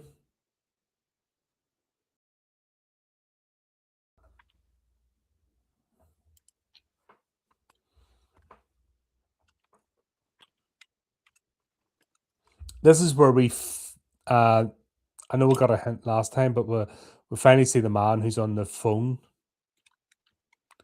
who Rin speaks to every night. Yes. because it's like who is she? She's always talking on the phone to this guy, but who is it? And then Apos appears in front of him. And I think it's obvious they're father and son. You know what I mean? There's definitely it's a familial discourse between them. Mm.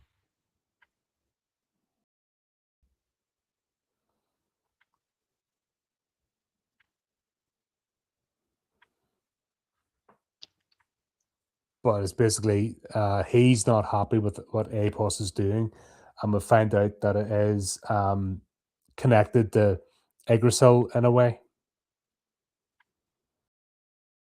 And his weird master plan. Mm-hmm.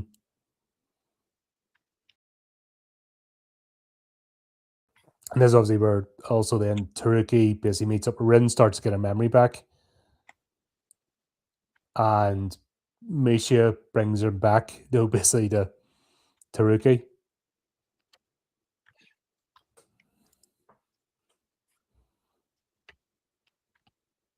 And he explains that he didn't want, if she had no memory of who she was, he didn't want her, out of respect, drag it up.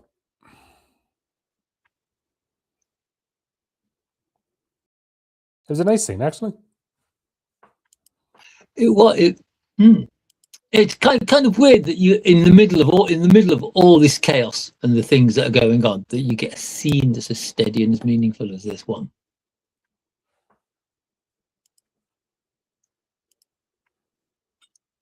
Yeah, and this is them reconnected after so long, and the fact he moved on and the experience did change him.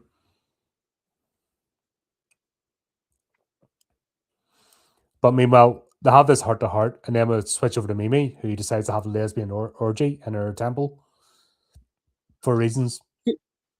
I mean, why not? They have to pass. I mean, they have to pass the time somehow at these nunneries. Yeah, so they're just like full on, like not even messed about. Like, yeah, it's kind of like I wonder if that was something to do with the influence of the angels that come in later. No, I think that's just we've seen this subtle change because Rin was the promiscuous one at the start, but now Mimi, I think it all stems from that time that Mimi needed information to try and find Rin, and she went to see the grasshopper drinkers. Yes. Oh, you God, I've forgotten. She'd been to see her. Yeah, but that seems to have opened up something inside her because now it turns out that over the years she's become a regular visitor, and now she's this like completely throws herself about the place. So, yeah, this is Mimi just like having at it. She's like swapped places. Rin has almost become more reserved, and Mimi's become the risque one. It's like a reversal of roles.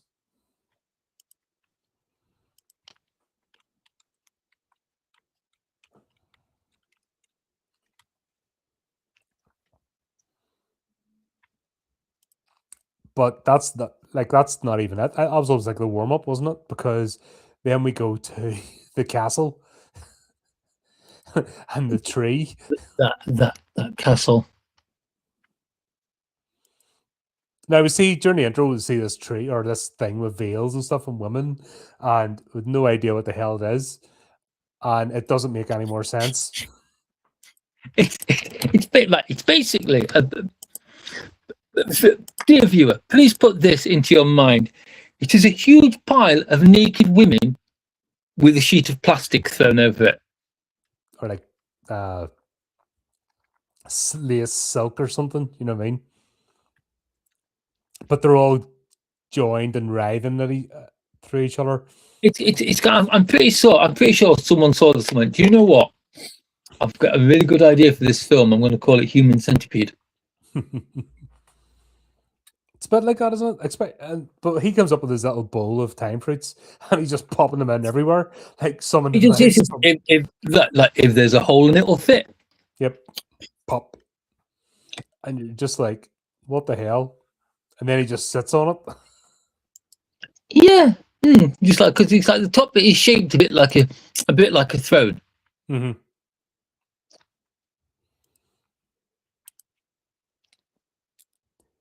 But we And also it's just like, okay.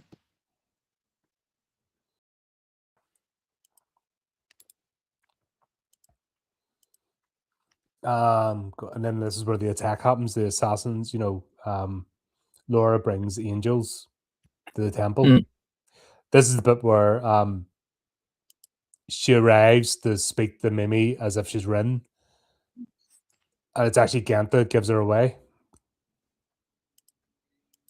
Once again, it's like dogs with a Terminator, See, this is the difference. It's like the dog sees Laura dressed as Rin, instantly knows it isn't Rin, starts growling. If it had been a cat, it would have just sat there licking its ring piece and not taken any notice. Yeah. I may be a dog person. Mm.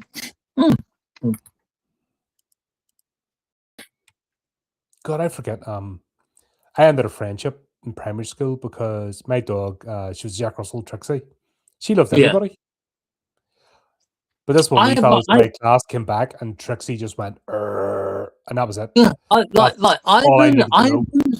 I have only known during my life 2 Jack Russells, and they were both evil little shits. It was like, it's like I get on with any animal. It's like I could be standing minding my own business in the fields around here, and a cow will come over and say hello. So I get on with all animals, but not Jack Russells for some strange reason. My first one was a wee darling. She had this thing as well. She'd wait for the paper man and she'd bark till she got the paper.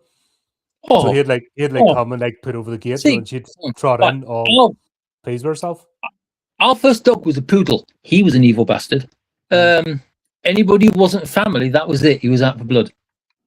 He tackled every single dog in the neighborhood, in the entire village, no matter what their size was. It's like you had to keep him on a short leash because he would go for anything that moved. My mother used to blame it because he was half black poodle, half apricot, and apricot poodles are vicious. But then we had a collie who was basically a big marshmallow. God, my neighbour's collie, she'd be round me all the time. Like if I left the back door open, she'd be like straight in. You were my treat for her. Yeah, right. Like they are lovely dogs, but they're so active. They require so much exercise. That's why they're good sheepdogs. He came from a working farm. Yeah, so he was from working sheepdog stock, and my dad and me, we used to walk him like 10, 15 miles a day just to keep him bearable, I suppose I should say. Yep. He needed his exercise. Yeah, they got to just go for it. Yeah, but this is the bit where Kenta, it was sad. Like, oh no, Kenta gets taken out. Yeah, obviously Kenta had a time for it. The whole temple's laid waste, and well, see, surely if Kenta had a time for it, that meant Kenta was an angel. Must work differently with dogs. Because it's like, yeah, it's like what it's like. It's just the kind of thing. Kenta's the guy's name. Kenta's a bloke's name. So I've always assumed that Kenta was like. Well, I mean, dude. I mean, we now know from this that time fruits don't just work on people; they work on animals as well, and we don't know if they work differently or not. Yeah, that's what I mean. But don't.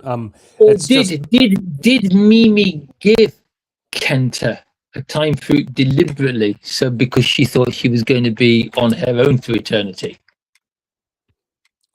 We don't know. Was Kenta Rin's dog? We don't know.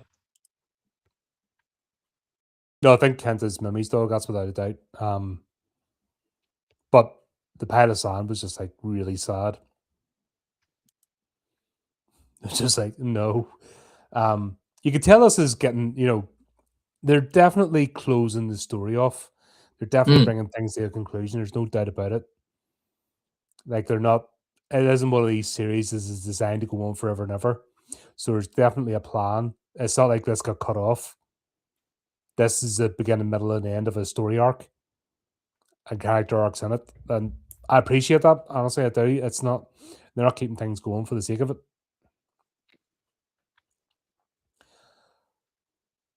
But this is Apos reveals himself, and he's been torturing, brutalizing Mimi.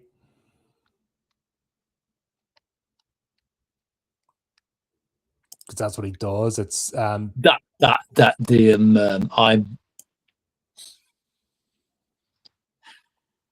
didn't like this scene. You're not meant to. He's brutalizing my Mimi, and I do not like this. Yeah, but that's this guy. Well, it turns out hermaphrodite has both male and female organs, but it's like trans before trans. Yeah, but a hermaphrodite's a completely different thing. And they say anime is like yeah, but it's like not meaning anything nasty here, but just saying it as it is. It's like if the trans brigade came along at the moment, they would totally like grab this anime and go, oh my god, he's one of us, he's ours. Because appropriation is everything. Okay, and that's who you want to take as one of yours, an absolutely twisted individual. That would be illegal to have him as a villain. Yeah. People would, because people fighting for cause will take anything they can and try and make it positive. It's like the reason he's evil is because that's the way that humanity has made him. Yeah, I can't be arsed. Like I said, this is once again, it's just an aspect of a character. I've got to be honest. Being born in the 70s, being grown up during the time when British humour was incredibly dark and twisted, and also funny. The first thing I thought when Apos shrugged off his clothes was, Apos has got tits, and they're not bad ones either. Mm-hmm. But also, why is Apos able to live more than 4 days? Why is Apos immortal? Right. And that's the answer. It's like, that is totally bollocks theories. Are you ready for this? Right. Like, this is why he's got Laura chasing down immortal women and stealing their fruit of immortality. Because several times we've seen him kind of like pop them open and like squeeze the juice out onto his tongue. I think he's using their fruit to stretch out his lifespan. No, he tastes them. He told you. It's actually, the more sorrow somebody's been through, the sweeter it tastes. So this has become his obsession. He's I told you. I mean, I did say it was a bollocks theory, though. I mean, if you remember on the ship, I was honest. If you remember, I remember in, I think it was episode 3, the one on the boat where he killed an immortal. He killed an immortal woman and he ate her fruit, and says like, it's not sweet enough. Oh, I can't wait to taste Rin's. Yep, when it's this is what he gets off. So the sorrow, pain, and then the torture. If you think what he does to the immortal women that he has, like the one sitting in the chair, he's brutalizing them for a purpose. Because it's almost like a drug. He gets off with the fact that, when he eats their time fruit, if they've been suffered enough, it's going to taste better. Do you know what? That just makes this whole show that whole lot much weirder. It's dark, like there's no messing about. Ooh, I know. I hadn't put two and two together on that bit, and now I'm like, ooh. Which explains, when we get to the next episode, the master plan, what he actually wants. But yeah, this is just a bit. Apos kills Rin, like just kills her, takes her time for it. That was quite surprising. That was when he actually managed to kill Rin. But those two have never faced off directly. No, not really. No. When he pulled out his wings, instantly. I am an immortal angel, and you know what you call an immortal angel? A God, except in a much girlier voice because it's Apos.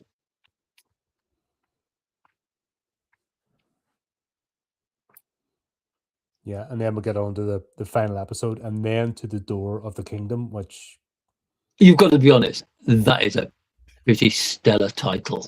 absolutely, and do you know what? It kind of makes sense that this is the epilogue, this is the finale.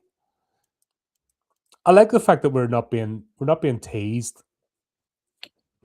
of a second series. We're basically being told this is it. This is coming to a climax. Yeah.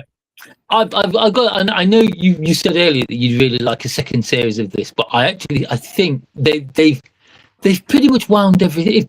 If there was a second series, it'd have to be like a start from scratch, or a spin-off with a whole bunch of new characters, because every single character in this is either dead or all the loose ends have been wrapped up. Yeah. You could say for a series conclusion, this is pretty much perfect. Yeah, that's but I'm not ready to leave the world yet. But it's one of them things, isn't it? It's like they tie up a story and you're like, I'd like to see more, but then again you realize that there is no more. There's nowhere for this to go. And if it did, it would ruin it. So this is where, like, I'm definitely a fan of this. This is right up my alley. I've kind of worked that out. Is this going on the watch again list? I'll watch this again at some stage just for myself. But yeah, we open up with this one, and we have the story of a traveler. Mimi's basically telling the story of an ancient traveler, sort of medieval times, who finds a castle, and he goes in to find shelter. There's nobody in it, but he finds gold and jewels and treasure. So he takes a bag of it, and that's when he walks into a room, the absolute horror, where women are basically staked. Just women, live women, just kind of staked to the wall with swords and spears. He's like, nope, nothing matters. He drops the treasure and he runs. Personally, I wouldn't have dropped the treasure. I'd have just run.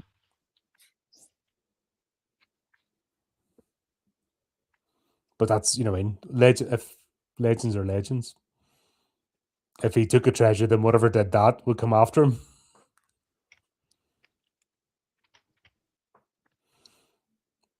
But anyway, Rin just happens to wake up in this particular castle.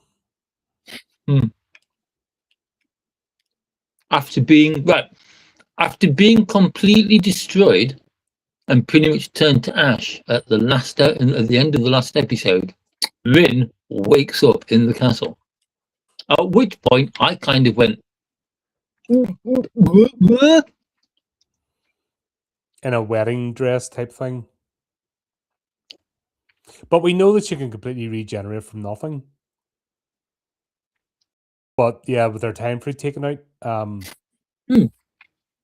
yeah, there's more questions. Well, I think what's it later on, Laura, whoever the assassin is now, does mention the fact that it's very unusual that she managed to regenerate just from the fruit. It's because she thinks it's because they're so close to the roots of Idrisil. No, because Apos didn't eat it. Oh. If you don't eat the time fruit regenerates. Hence why she was able to survive, getting obliterated.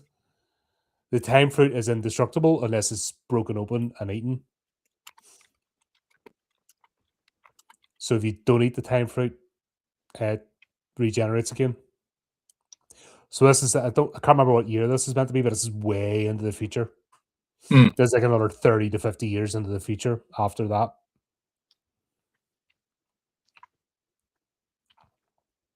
Oh, no, is it? No, it's not. Wait. No, sorry, wrong. I say, did they give a date? Misha's still pretty much the same age. I'm wondering if it's is it kind of like what I thought in my head? I thought this was set a few months, maybe a year after the original one, Sorry. because this is the one where in the end, as they're wrapping everything up, it's like they're on about like Second American Civil War still goes on. Yeah, no, sorry, I was thinking maybe she is still, the sort of same age. Yeah, sorry. That's me, just because this goes basically into fantasy, and it's hard to.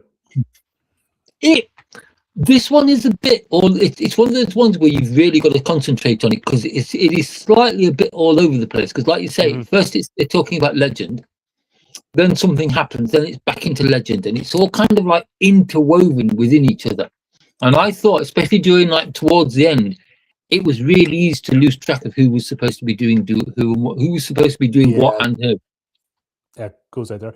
An interesting thing is Rin finds the same chamber as such with all the women, but the horrifying thing is that they're into it. It's not. It's consensual. They're actually into the pain. So one of them's like, "Oh, kill me again!" Like really into it. That would freak anybody out, wouldn't it? No kink shaming. No kink shaming. No, but if somebody getting stabbed with swords, they're like, "Oh yes, do me some more," you'd be like, "Nah, you're too much for me." Which, if you're a medieval bloke, and you counter that'd be worse, I think. And kind of like,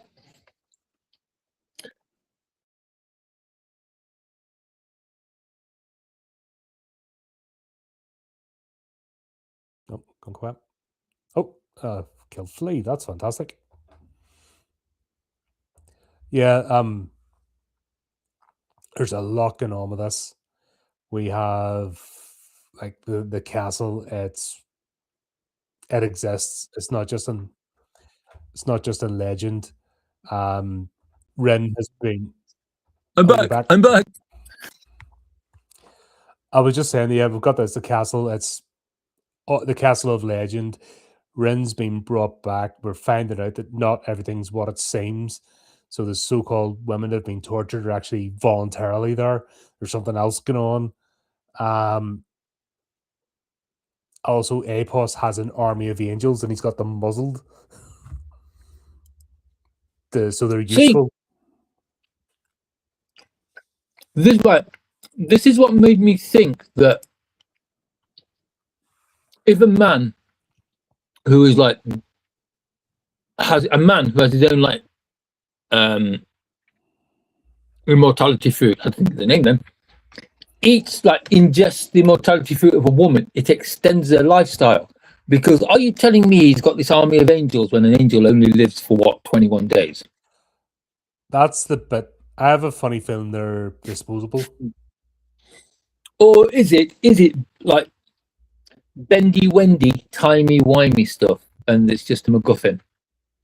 So it's like, yes, this is true. An angel can only live for 21 days unless they're wearing bondage gear. Because let's face it, every single one of those angels is wearing bondage gear.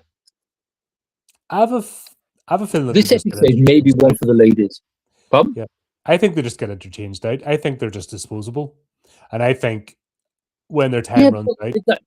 Yeah, but the thing is, and I apologize for pointing this out, we've already been taught that it's like people who get affected by immortality fruit are like ones in tens of millions every God knows how many years. But he's got an army of angels, which only lasts for like 2 weeks. But if you've gathered those time fruits up and you take time fruit out, put it in the next one, what's the chance? You know what I mean? We see it with Ivan in the last one. He basically Sid's dead. Quick, get Dave.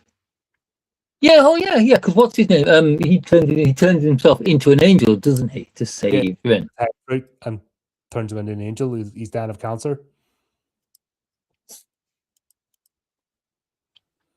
So you can do it if you have the time fruits, and this is what he's been doing. He's been gathering the time fruits, the male ones, to make an army. He's been subverting. This is the whole problem. He has taken the plan or the natural order, and he's been perverting it for his own ends.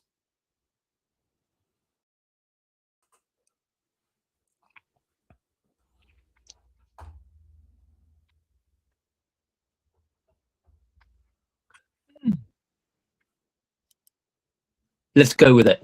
It's better than my theory. But anyway, back in the Batcave, Michio has teamed up with Mimi, and they're trying to find the castle. And Mimi's back in the full nerd mode, just searching everything and trying to find out, every reference.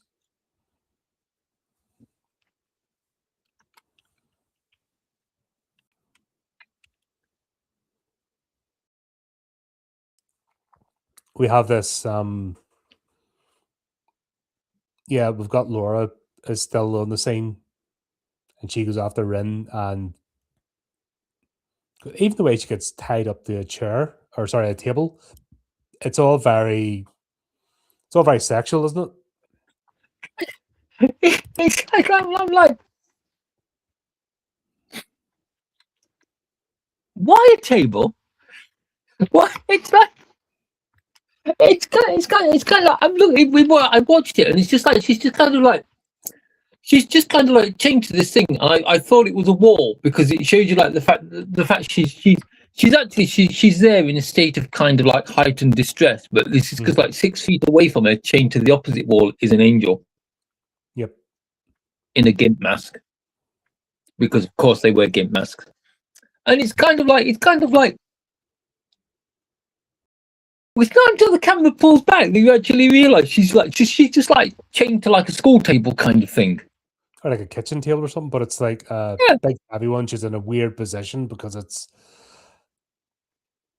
not practical. It's a weird thing to do with the ropes, the suspension and all. It's like all that kind of stuff, like BDSM. It's like we're not talking shiribari, by the way. Don't Google that. Yeah, there's like a whole BDSM element throughout this whole show, and it's always coming out. This is Apos is like Apos is like Apos is the king of kink. Especially now we discover that he is both man and woman at the same time.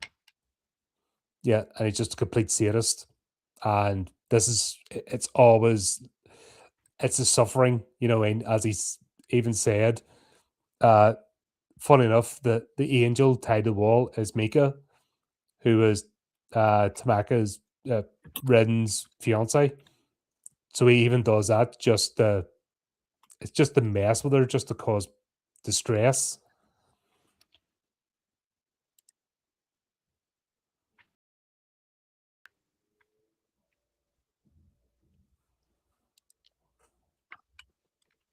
Mm.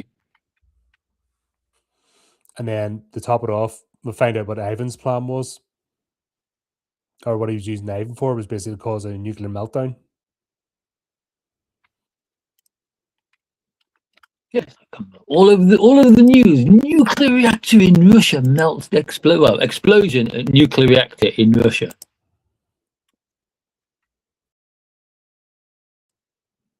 Which is also how they reveal to the world that immortals exist. I kind of like the fact that it's kind of like which I don't know, because it's like right. Ivan turns into an angel, yeah. Mm-hmm. And the thing they used to bait him to the reactor or whatever part of like the building that was to make it explode was basically the immortal woman that Apos has been using as his chess partner. You know, the one he keeps stabbing and has chains penetrating her. Because it's also a copy. It's a copy of Laura, possibly the original Laura.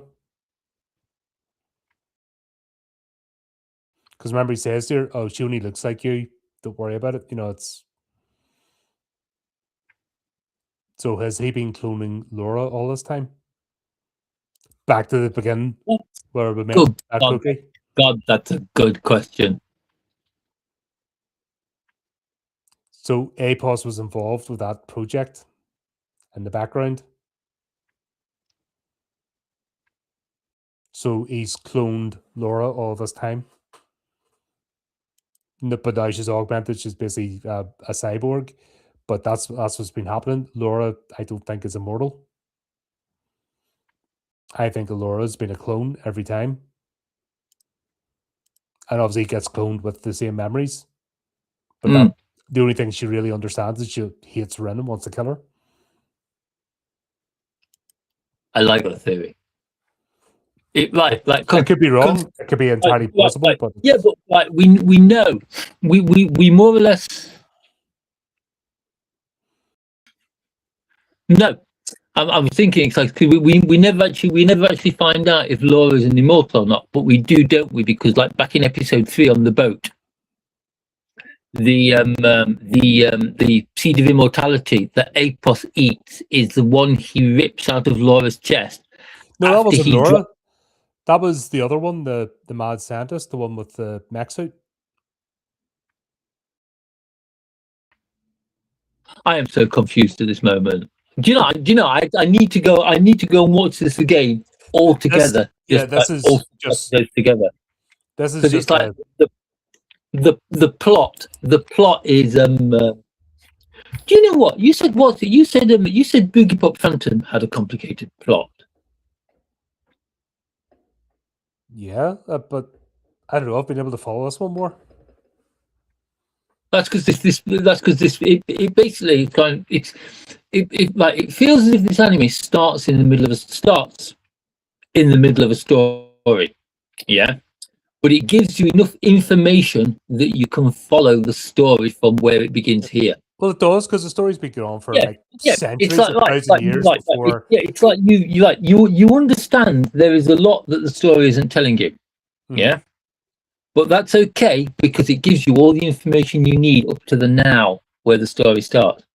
The problem with Boogie Pop is Boogie Pop assumes you've read all the books. And so when it mentions something like when like a name such as like Manticore is just like mentioned in something that somebody says, you'll be like, aha, Manticore, yes, I know exactly who he is and where he fits in with this story, because the Tower of Light, which is the destruction of like Manticore, shows you what's happening, so we know when this is happening and this, that, and the other. Which is where Boogie Pop fails, because Boogie Pop, being a fan work aimed at a specific set of fans, doesn't need to give you that information, because anyone who isn't a fan wouldn't be watching it. Which is why I made us watch it. It's still a great story. Yeah, need to get back. I need to get stuck into the books. No, I don't have them. Do you know, once you've read the books, even once you've read only like half of the books, if you go back and watch the anime again, it will to make so much more sense. The problem is finding time to read them. That's it. It's in between all this stuff. Everything else is just that's the thing. You always get in the channel. Why don't you cover this? Why don't you cover that? It's like, bloody hell, you try and cover all this stuff all throughout the week. Colin needs Apos's cloning technology to make 100 clones of himself, so he can keep up with all the news and stuff that is coming in. Yeah, just a bloody screen each, you know. Make everyone's like charged to make videos, and then we all like get a schedule. Colin Zero tells all the other Collins what to do. Colin Prime. Dear. But yeah, this is it's all getting filled in. Like, we now know later on that Ren's 1,000 years old. Yeah. So this is how long this story's been going on for. I'm pretty sure Rin, from the way they were explaining the stories and everything, I'm pretty sure that Rin comes from ancient China.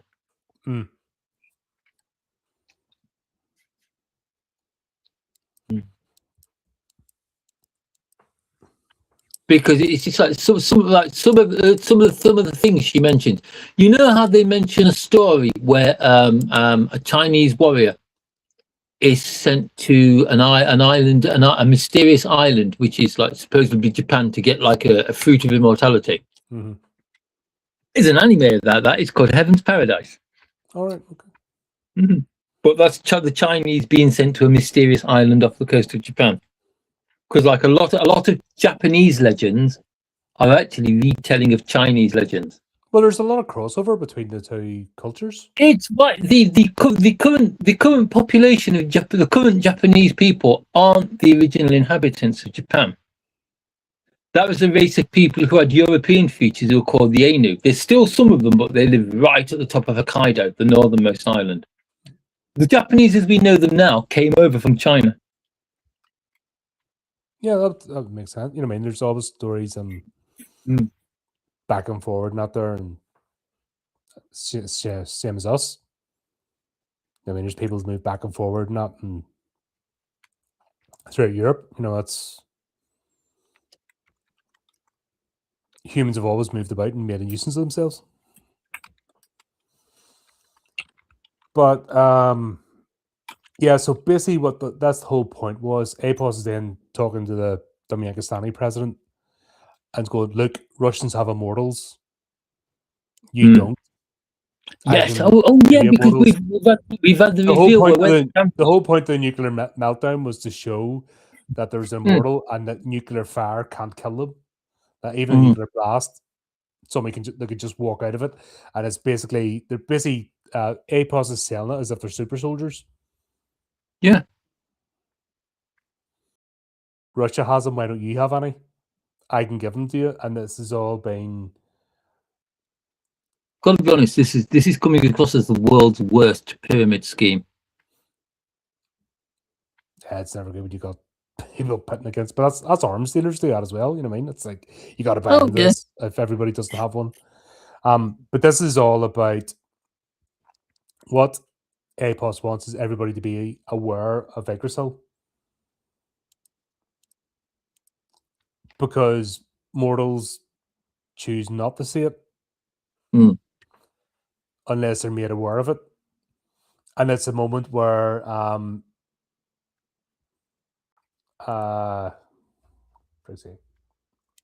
Michio, sorry, I keep forgetting her name.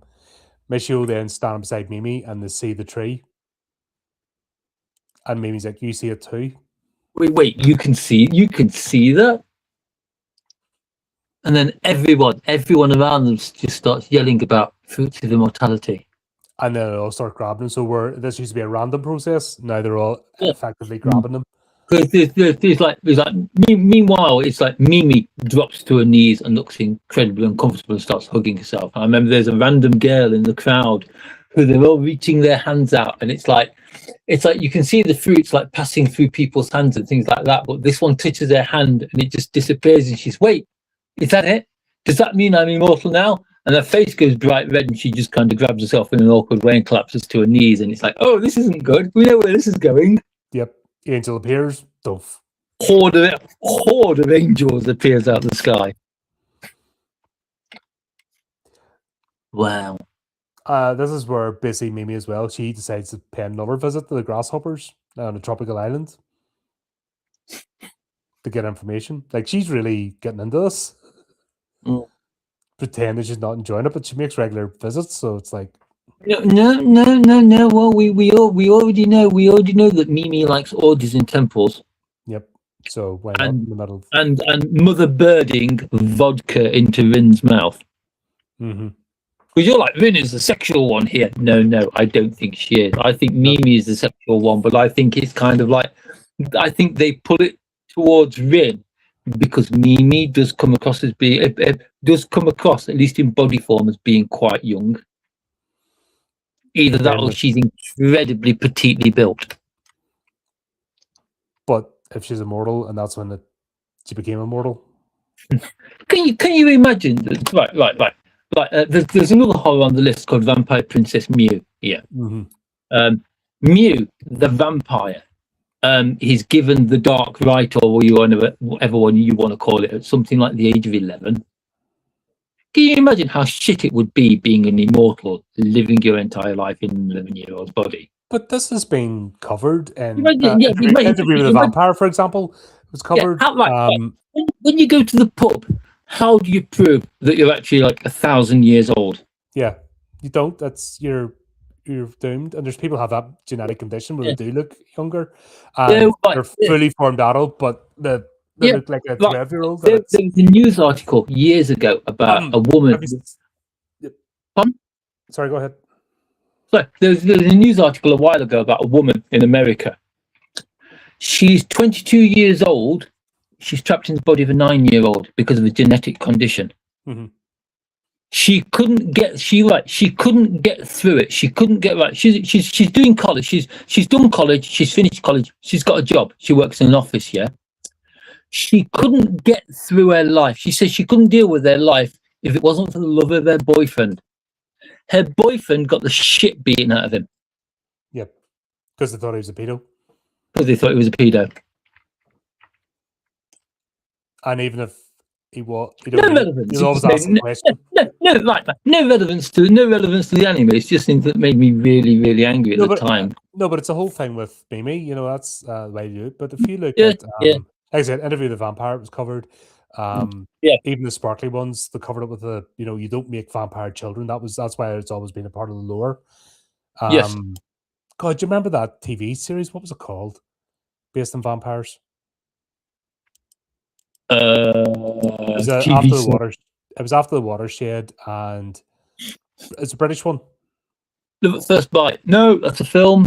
What's it? Something in the shadow. Was it Something in the Shadow? Right.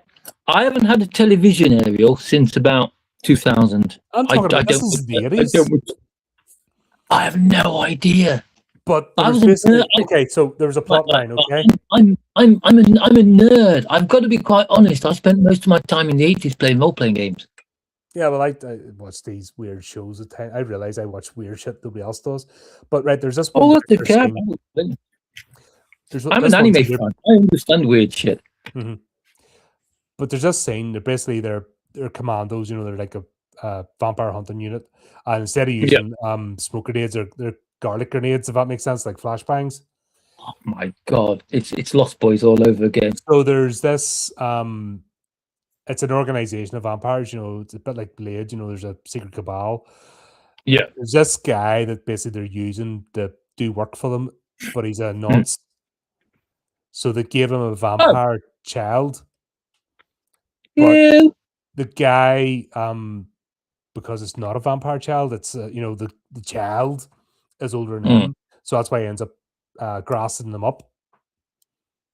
And that was the whole scene. Was basically they thought they were going after him, but they see the wee boy and they realize the boy's the vampire, and then they take out the vampire, but he's left with his guts hanging out. And then they'll bring him back to the station and interrogate him. But that's what it was. As payment for his services, they gave him a child to do whatever he wanted with, but it wasn't. It was a vampire who was older than him, so it wasn't the same experience. So he couldn't fulfill himself. So he reneged on his part of the deal. It was really dark, you know. It was like this was after 9 o'clock. That is several layers of freaky. That is. But that's the shows. That was the shows you used to get. Like they never appeared now and again, but it was like back in the day, shows used to be able to like include things that would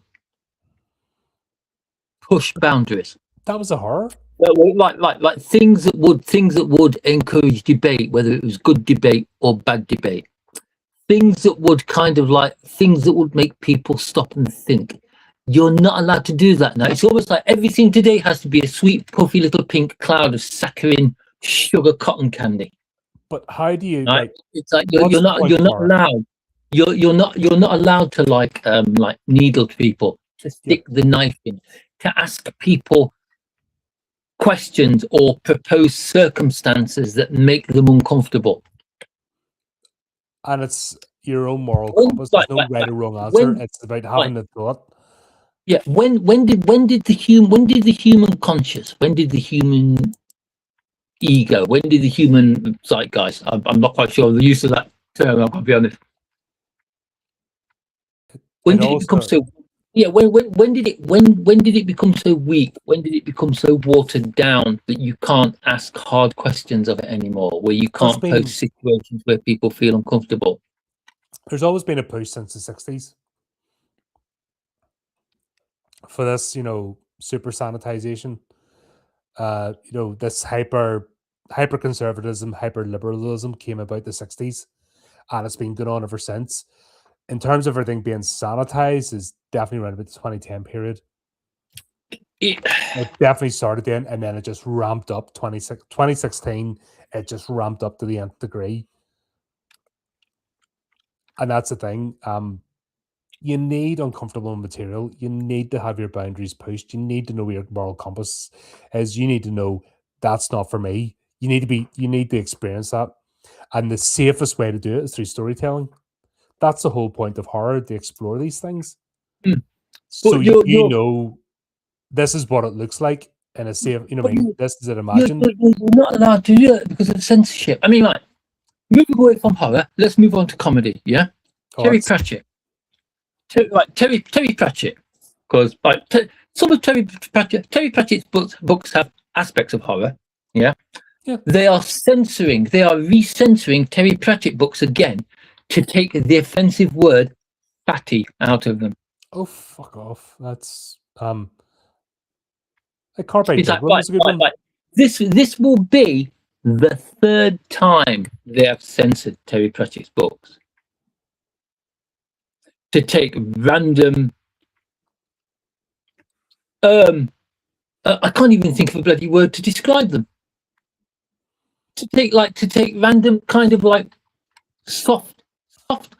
Yeah, I'm going to call them soft core insults. It's like playground insults. That's what I'll call them. To take a playground insult out of the book, because someone who is like slightly on the chubbier side, or someone who is incredibly thin but has kind of like a sense of like purity and all that cobblers, may be offended by the word fatty.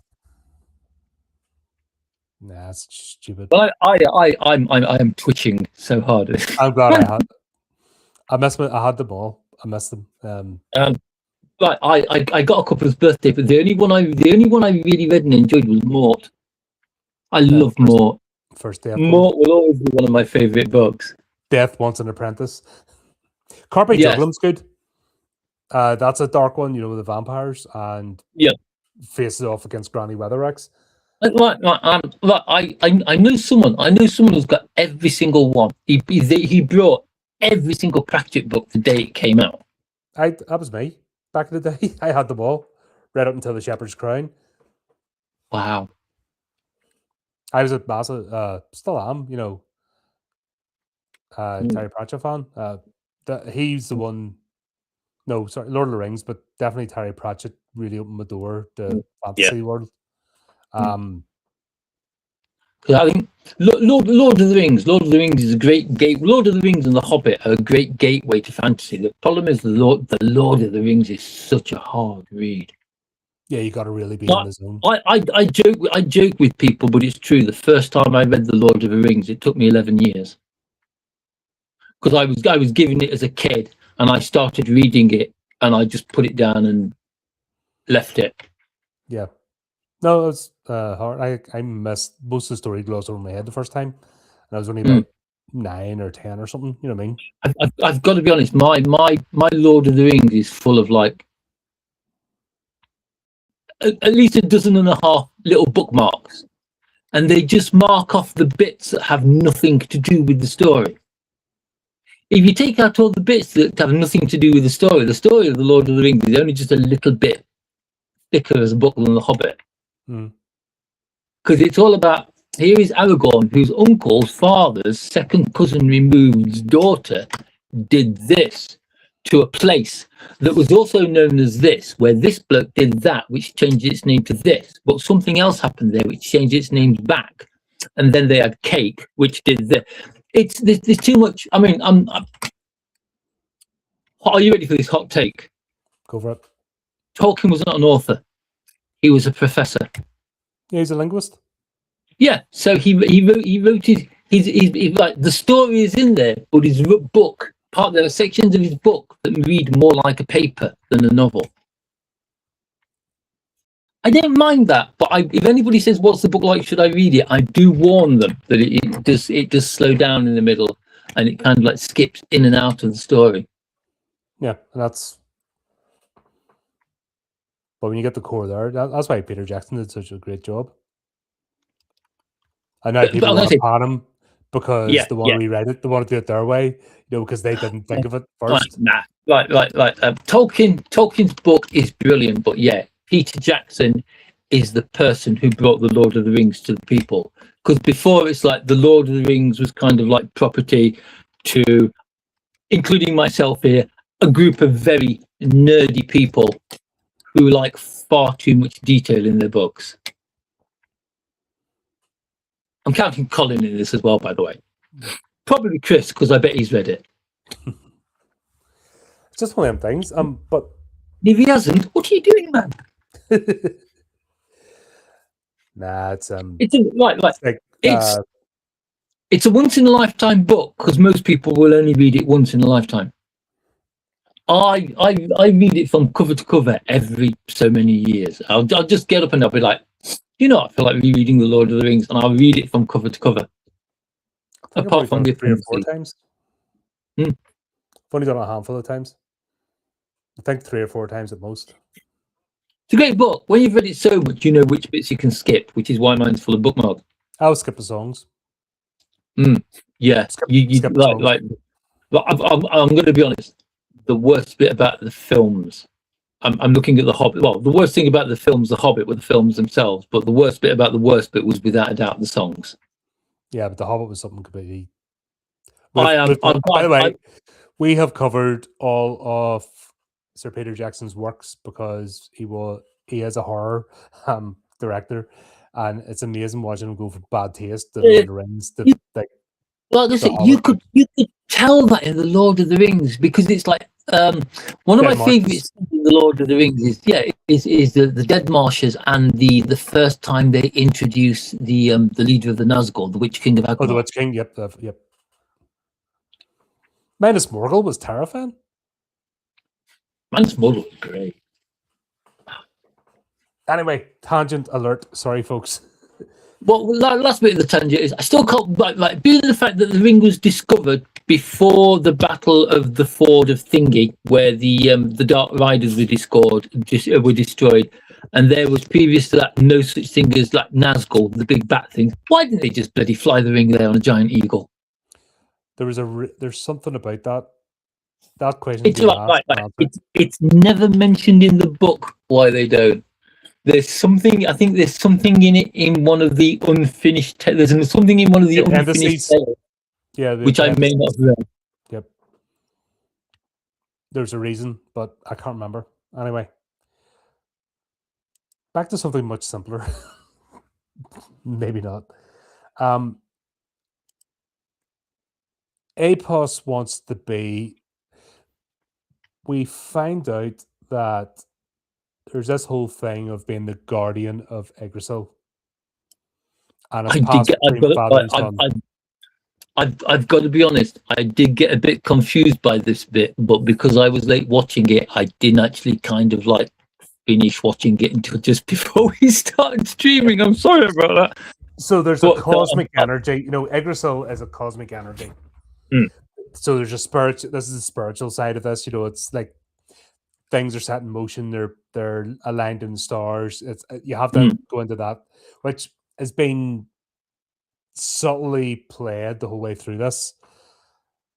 But because it's all been done in the real world setting, it's only now that this idea of destiny and celestial paths and all comes up. So Yggdrasil has a male guardian. This is all about male and female energy. You know what I mean? This is yin and yang. This is like right playing with that.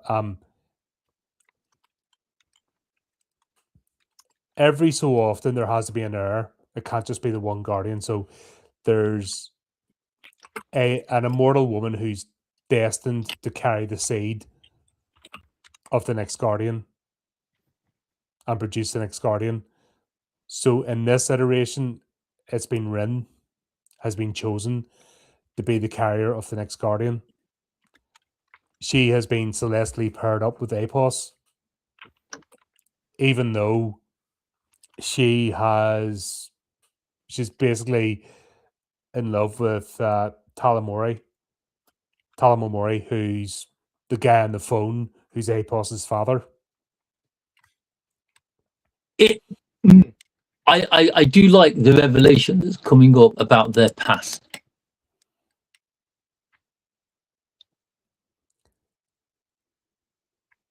So if you're chosen as a guardian of Yggdrasil, the normal rules of being an angel don't apply unless you act on it, I think is what it is. There's something I didn't quite get that bit why he has been able to live as long as he has. And I say that's the bit that confused me, being the fact it's like, I am an angel, I am an immortal angel, and it's like, wait, how can you be an immortal angel? Okay, this guy's special, but I never Because picked up why he was special. Because he's the guardian, or he was the guardian of Idrisil.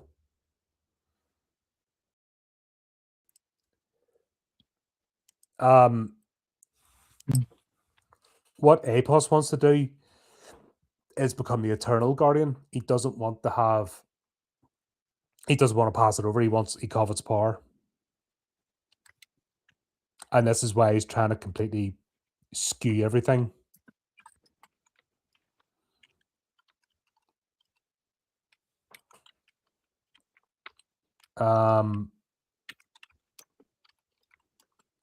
Instead of having a child, he wants to offer Rin's time fruit to the tree and have it accept that instead of producing a child. The reason he wants to do this is because we find out Yggdrasil collects the memories of all humanity. So there's male time fruits. There's basically the time fruits that pass through females, and there's the ones that pass through males. The time fruits are eternal, unless they're actually broken and consumed. So that is why when he eats a time fruit, he pops it. Yes. To remove it. Yes. Because what the natural order is, yes, the women. Because what's the think of a tree that bears fruit. Why does a tree bear fruit? This is one of those birds and bees conversations that I'm never comfortable with, is it? All right, so when mummy bird and daddy bird mummy tree and daddy tree really love each other. No, yes. So fruit contains seeds. Yes? Why do trees bear fruit? Sex. Everything is to do with sex. Yes. So fruit contains seeds. Yep. Animals eat the fruit. They spread the seeds. That's the whole point of. That's how fruit-bearing trees reproduce. Same way flowers pollinate. You know, bee goes in, pollinates, it carries it to the next flower. Sexually reproduces, so we get more flowers. Right? It's all. This is going in the direction I didn't expect, to be quite honest. Well, hold on. You did mention I was a nerd, yes? Yes, this is true. So why are you surprised? Why are you surprised when I demonstrate nerdiness? It's like, so I can just imagine there's parents out there watching this, taking notes for when the time comes. You know, can't say this podcast isn't educational. It's like, so Yggdrasil works in the same principle. Yes, it goes in. The time fruit goes into a female. The female becomes immortal. But on the other hand, the time fruit goes into a male, produces an angel. The angel eats a female, spreads the seed. The memory then of that female goes back to Yggdrasil, and the cycle repeats. Yeah, I don't remember that bit being in it. Also, I definitely missed that bit. Yeah, that's what this is.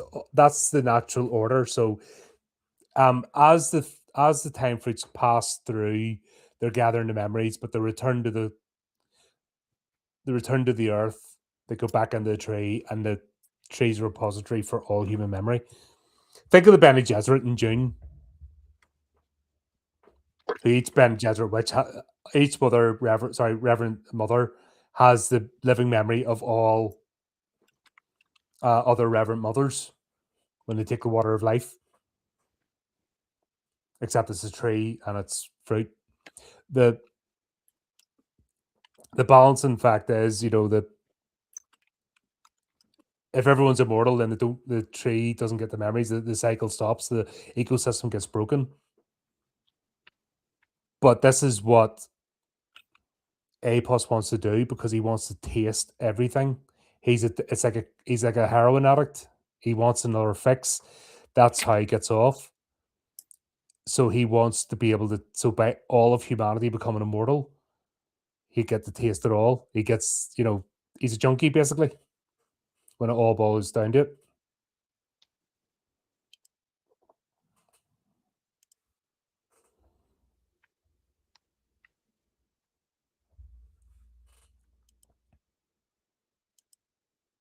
So I'm having a brainstorm. Mhm. It's like, You're- see, well, like when you explain it, yeah,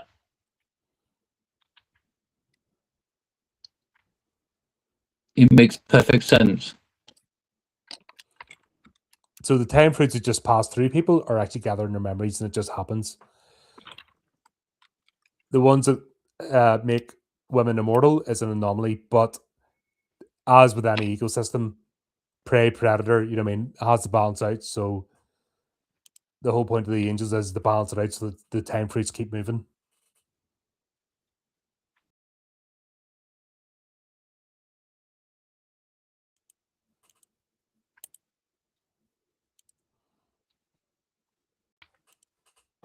Got it. So I'm taking notes for the next. I've got I've decided. I've decided over the course of the next week I am going to watch this again, and I'm taking notes. Yeah, it's like get the old pins in the. I say, mind you, I've got to be honest. It was a bit chaotic here this afternoon. And I was watching this on my phone. This is something you have to pay attention. This is a full storyline. It's not just It is. throwaway It's like every single episode from episode one. It's something that it's like you haven't just got to watch it. You've got to watch it because and there's otherwise you things will in that happened in miss episode one. Yeah, there's things that happen in episode one that are relevant now. You know what I mean? Yeah, And it's all been building up. I didn't remember any of this from this afternoon, but my sister visited this afternoon, and don't get me wrong. My sister's name is Sarah. I love Sarah. She's slightly older than me. She struggles walking. She's got a gob like a fucking foghorn. Oh my god. Oh, I love her. She's lovely and loud. And it's like if you try to take a hint by turning the sound on whatever you're listening up to, she'll just talk louder. Yeah, some people are like that. So yeah, I missed some chunks of this, and the entire thing about the Yggdrasil and what it does is one of them. Which is Do you like everything that I have seen so far makes so much more sense now. But this doesn't feel rushed either. It's not like you're just trying to fill in all the blanks. We've been drip fed this the whole series, so this is just revealing things and just. I like the way they did it. I don't feel like they were just trying to fill in blanks at the end, you know, and rush this along.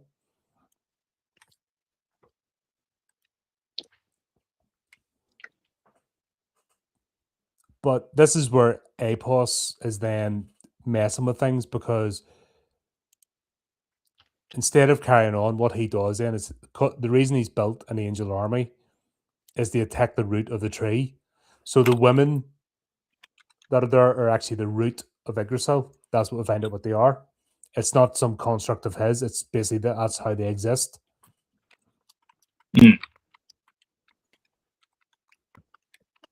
So he then brings. He has figured this out during his lifetime that basically this is how you do it. Think of Blade with Frost trying to release the blood god. You know, he's basically done that. He studied, so he's realized. So basically, the angels jump onto the root, and that just upset. That creates the conditions so that he can offer Rin instead of doing what's normal. Air quotes, doing what's normal. Yep. In this universe, you know, carrying out the tradition or basically operating with nature's laws as they are in this universe. He's the guardian, so he's shirking his responsibility by forcing it onto Rin. Yep, and also he won't let go. He won't relinquish power because he won't hand over like his father did with him. Even though it's obviously to be shit, he's not going to do the same. He doesn't want to hand over. It's like the king that won't hand over the crown or the steward. You know, We're back to the Lord of the Rings, folks. We are indeed. Yep. Denethor, you know what I mean? Basically, he's acting like Denethor. Best thing he does is jump off the top of the tower while he's on fire. Yep. Gnarly. That's you know what I mean. He did the books justice. In fairness, the actor that played him, because the books he's a gnarly man, horrible, absolute lunatic. Yeah, I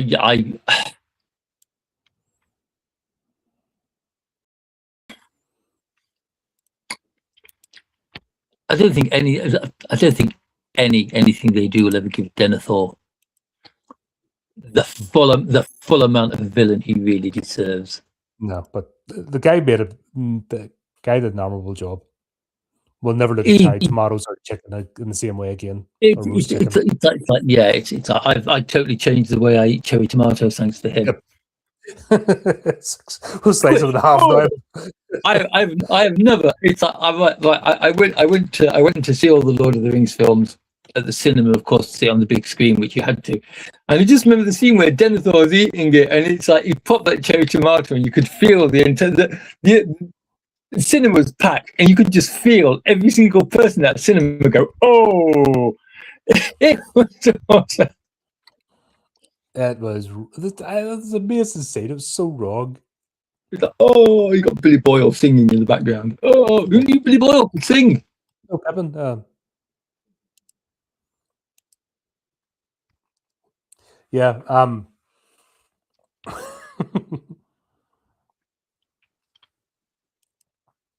Anyway, sorry. Cause yeah, I know what it's like. Cause like Rin basically gets offered to the egg. Yeah, but before that, she finally had her way with Tajimamori, who places his mark on her and basically leads her with child.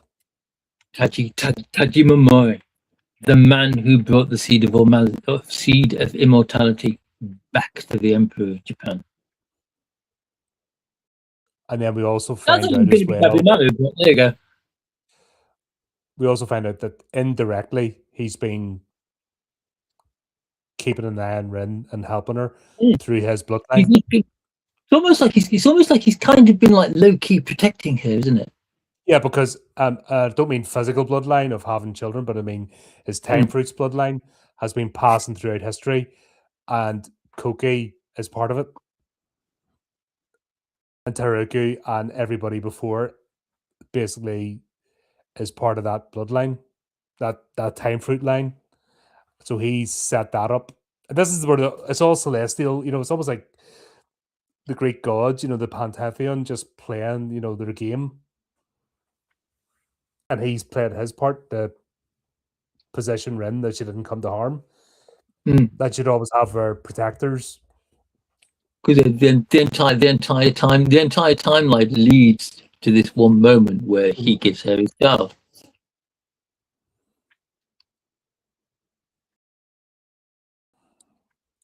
I've loved you for 1,000 years as I have loved you, my darling. Quick, let's have sex. See, I tell you, it's all about sex. You've got to be honest. That is only right. Counting up the number of times you see sexual intercourse happening in this anime, this is only the second time it's been nice and pleasant. And both times it's been nice and pleasant. It's always been Rin.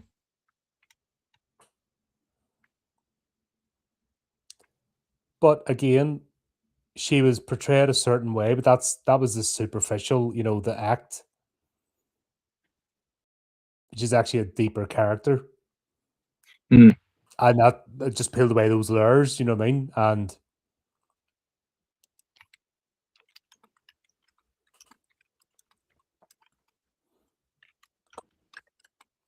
But this is where she changes things as well, because she had the time fruit around her neck, which was I do believe Koki's one. Yes, it is. Because she picked it up, didn't she? Yep, she still had it. She wore it around her neck because that was. She still had that. She always carried it with her.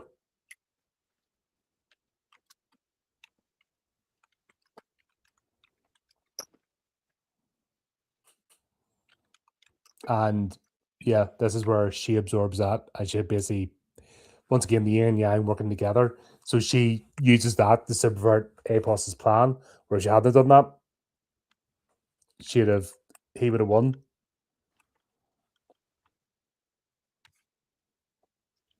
Do you think about it? It's kind of scary how close Apos has come to light. Pretty much reaching the culmination of everything he has planned to do. But that's, once again, if there was, like, right up until the end of this, you don't think there was a chance. You know what I mean? It could have went Yeah. either way. Yeah, And the it's like- anime like- is giving you no indication that you're going to get a Yeah. happy ending. it's like everything, like pretty much everything goes. Apos is like, no matter how hard they fight, even if it looks as if they've succeeded and they've won, Apos always comes back and he's in a stronger position, right up to the moment where Rin meets Tajimamori. But if Which you is think about pretty the much- chess game being Yeah. played between Apos and Laura 1, that's what this is, moves and moves within moves. That's what this is. It's just a massive game of chess. I like the way that when the chess game reaches culmination, the last time you see the board, and it's like the camera actually shows you what's happening on the board. The chess pieces are everywhere. Half of them aren't even on squares. Have they been playing chess, or has he just been moving pieces around? But that's the whole point, isn't it? You're not meant to. There's a game being played. It's like it could just go in the whole chaos of this thing. It could go either way. You just no determination. But the fact is that Rin is taken by the tree. Even a blast from a satellite, which Mimi had, a microwave satellite. I just love the fact that I've got to be quite honest. It's like beep, beep, beep, beep, big beam of light, and I'm like, orbital defense laser. Really? But you're against celestial power, so it just showed how ineffective it was.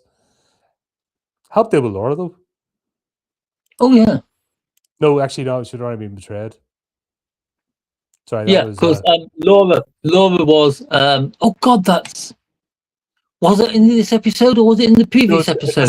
It's this episode where basically she gets betrayed by Apos. Yeah, so it's like, her head. It's like Laura appears with a couple of angels and goes like, points at Rin and goes like, destroy her. So, or words to that effect. And it's like the angels, instead of attacking Rin, turn on her. Yeah, it is, because she's not only is she an immortal, she's an android. Because doesn't dang it, Misha runs around carrying her head, doesn't she? Yeah, because she turns in Apos and guides them to where they need to be.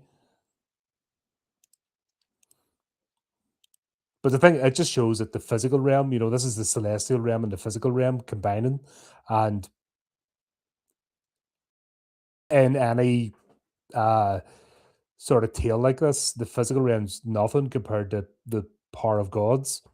So these are forces more powerful than any satellite or android or clone can deal with. I mean, it's just toys. But effectively, Rin is about to succumb, but by absorbing the male time fruit, she essentially gets all of her guardians. So Koke, Tamutsu, everyone that's helped her throughout the ages.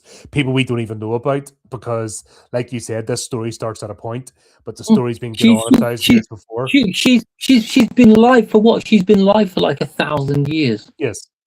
Maybe more.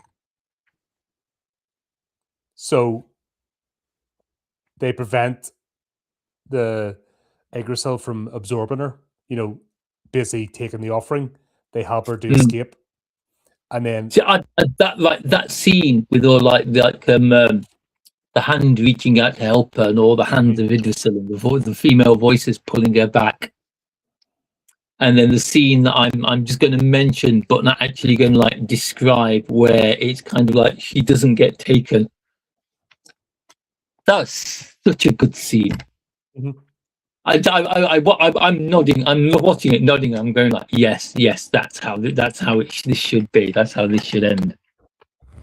They could have ended it there for me. I'd have been happy. yeah, but if Rin wasn't somebody that deserved that duration, this is the hero's journey at the end of the day. She also has to have the will, and you don't like. We see her initial persona, but that's just a front to basically try and shield her from pain. She's a deeply caring person. You don't build that loyalty in people unless you're, somebody worth following. Koki gave his entire career. Koki basically gave his entire life in service to her. I think his wife understood that his son would essentially do the same thing. Hence the unwritten agreement. Tamatsu, like they were having the conversation. Tamatsu's getting to an age. Rin wants to look after him in his final year. That was the sort of conversation, because he's like, "No, I'm not dead yet," And she says, "If you remember, oh, you think I was trying to stick him in a nursing home?" Yeah, but I think she's trying to get Tamatsu. I think she was trying to get Tamatsu to move in with her in his final years so that she could look after him.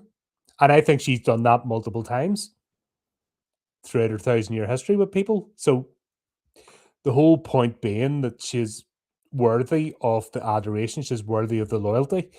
So when it came to the last moment, that pays off, because these people, even in the afterlife, or in the memories of Yggdrasil, come back to help her. They won't let Yggdrasil take her. It's almost like there's a moral behind this, isn't it? You think? No, it's not just you; it's the people behind you as well. Don't be a selfish prick. Think of others, and you can still further your own goals without trashing other people. Hang on. Don't be a selfish prick. Think of others. Well, that's going to go down well in the current economy, isn't it? No, I think now is more than ever.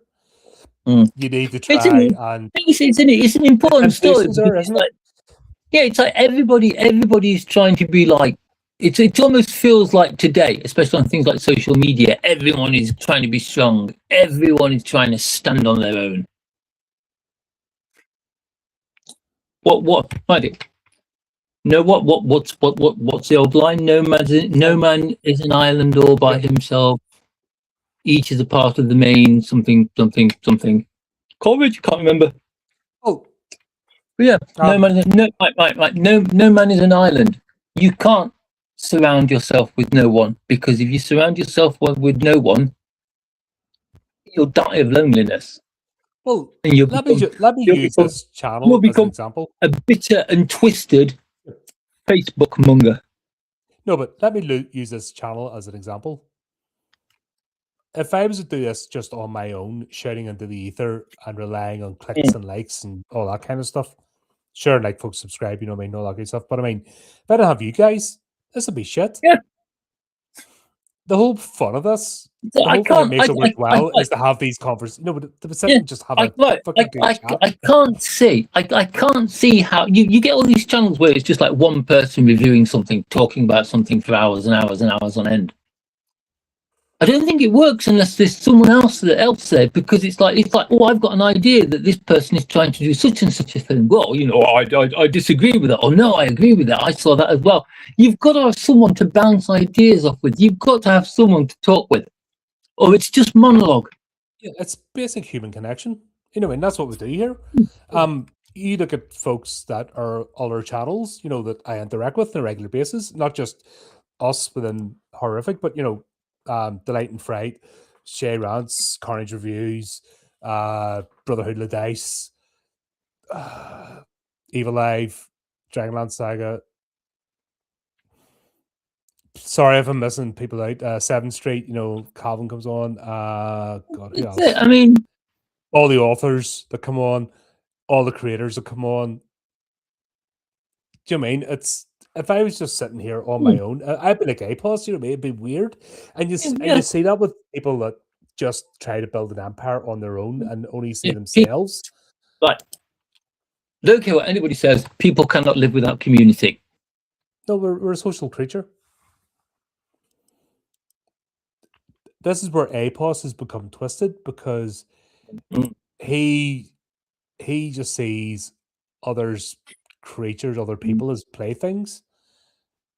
So his whole worldview is warped. And yeah, that's it's not a good place to be. But he takes it to the nth degree, obviously, with the when you add the mysticism, you add the celestial powers into it. But we've seen people like Apos operate on a lower level. You know, what I mean, you've seen complete narcissism, you've seen abuse, you've seen it. They're just twisted Yeah, because they but don't it's have. like jumping into fantasy world at the moment. You know, if some person like that in the real world got this kind of power, they pretty much do exactly the same thing. Absolutely, and you see it. I mean, it's like, Look at cancel culture. Cancel culture is another it's like aspect of that. you ask people. It's like, if you could have any superpower, what superpower would you have? But nobody asks, if you could have any superpower, what would it be, and would you use it for good or evil? Because remember, doing things for good has virtually no reward. Mhm. And you just end up If becoming a. Right, if you stop a bank from being robbed, you might get you might get a reward from it. If you rob the bank, all that money is yours. Yeah, that's one of them. That's always the absolute power corrupts statement. I mean that's all these morality, and this is what we're seeing here. You know, what I mean, Apos is an example of absolute power Yeah, corrupting. he is. He has Absolutely, found a he way has to game the absolute system, power, and it has totally turned his head. and nothing's enough. Mm. You know, what I mean, he has everything he can imagine, and even though all his desires have been fulfilled, it's still not enough. He's empty. He I've got right. He reminds me a lot of Light from Death Note in that Mm, kind of way. Nothing is enough. Everything has to be more. yeah, and Looking forward to watching the last film next Wednesday. but when we saw Light in the anime, we just Yeah, saw the empty husk. We saw him in his private moments. What the movie did was showed Light's charming side with right. the side he puts on, Yeah, and then revealed right, his inner side. yeah. The difference between Light in the anime and Light in the movie is Light in the movie is a functioning human being, Mm. whereas Light in the anime is just some kind of parody. But that's him in his private moments, and that's what Yeah, people like that. They're empty. They've nothing. yeah, Like they'll sit in a and dark room with yeah. I think no. we see a lot of that in Apos. Apos comes across as being like a parody, but it's He's like probably when without a friend in the world. yeah, but you get to see him during his private moments, and during his private moments, he's exactly the same as he is when he's out facing Rin or someone Mhm. else or in a meeting with things. He doesn't have a friend in the world. He doesn't have a father. A loving relationship. He's somebody who's alone, and that the power doesn't isn't ever going to be enough. Like even if his Mm. plan succeeded, it still wouldn't be enough. He'd have to consume the world. But obviously that doesn't happen. Rin emerges as the new guardian of Yggdrasil. And this is where she turns the tables because she makes Apos, she basically puts Apos, offers him instead to be, I love this bit. because in all this time, Apos has only ever eaten female time fruits, never had a male time fruit.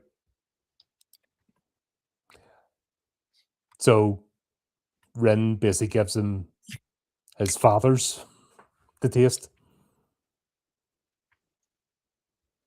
That's it. Game over. Boom. I love the fact that he gets sucked back into like the blood egg, or whatever you want to call it, and it transforms into the new root of Idrisil, and it's like Apos is sitting at the top, and he's pretty much got Laura right next to him. Yeah, because Laura wants to go too because she's doesn't want to live in the world, so she goes too.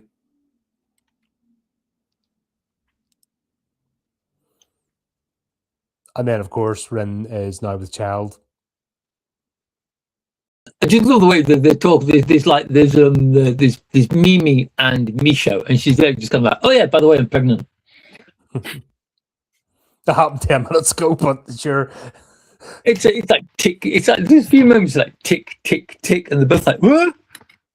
Who needs a pregnancy test when you've got a magic tree to tell you? That's just it. It's kind of like, there you go. It's like, whoa. But once again, this is where everything's changed. Instead of carrying on to be the guardian, the idea is that, like his father, the baby, is going to pass the seed on. Basically, everyone's going to get linked to Yggdrasil, so eventually everyone will see Yggdrasil. And it'll usher in a new era. So it's going to just go. So I think basically she's set it up so Apos can never happen again. Things have been changed. So the idea of the Guardian passing down so that nothing like Apos can happen, she's changed things. And her son is going to forge a new destiny. I am kind of sad about that because it takes the last few loose ends of this anime and it ties them all into a really nice, secure knot. So there is literally, unless they write a completely new story, there's nothing for like a sequel to go. No wiggle room. That's it. The story's closed. There's no need for it. Boom! It's like the last page of the book has been turned. The cover has been shut. That is the end of the story, and it's right. It's really nice to see that kind of closure in a story these days, because most stories that are told these days have got room for at least half a dozen sequels or spin-offs. And I'm kind of sad there isn't going to be any more of this, because I've really enjoyed the journey through this story. I may not have understood all of it. I may have missed some bits and had to have them explained to me. But in a whole, I've really enjoyed this anime, and the fact that is it. The book is closed. The story has been told. Leaves me feeling a bit sad. Yeah, it's just you got the end. That's it, done. And yeah, I could easily have, but then again, would that ruin the magic?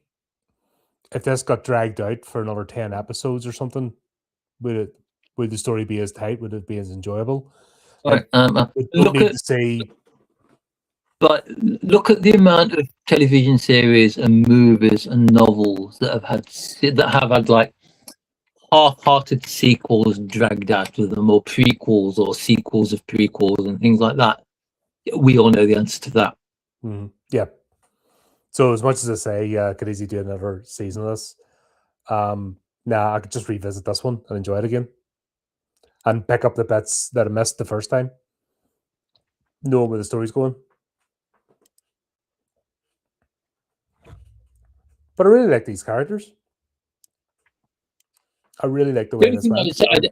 The only thing I would accept would be a short, half-hour-long comic spin-off with Mimi and Genta. Yeah, just you remember when we did Elfin Light? Yep.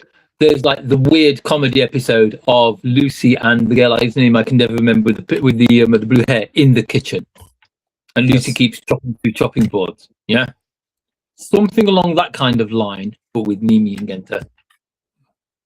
Mimi's your best girl in this. Mimi's best girl, because Mimi, although Rin is the one who goes out and does anything, Rin is really emotional. which gets her into a lot of trouble. Mimi is just kind of like the cool kid on the block. Mm-hmm. And she's kinky and Also the scene. Oh no, which one? The scene in one of the episodes that we've watched for this, where they're hiding in the back of that club and they're wearing kind of like dancing costumes. Oh god, yes, that was the Mimi's hat. Mimi's hat. The hat is about as tall as she is. It's a very Carmen Miranda. And then the hostess comes in with an afro and a mustache. I may have laughed.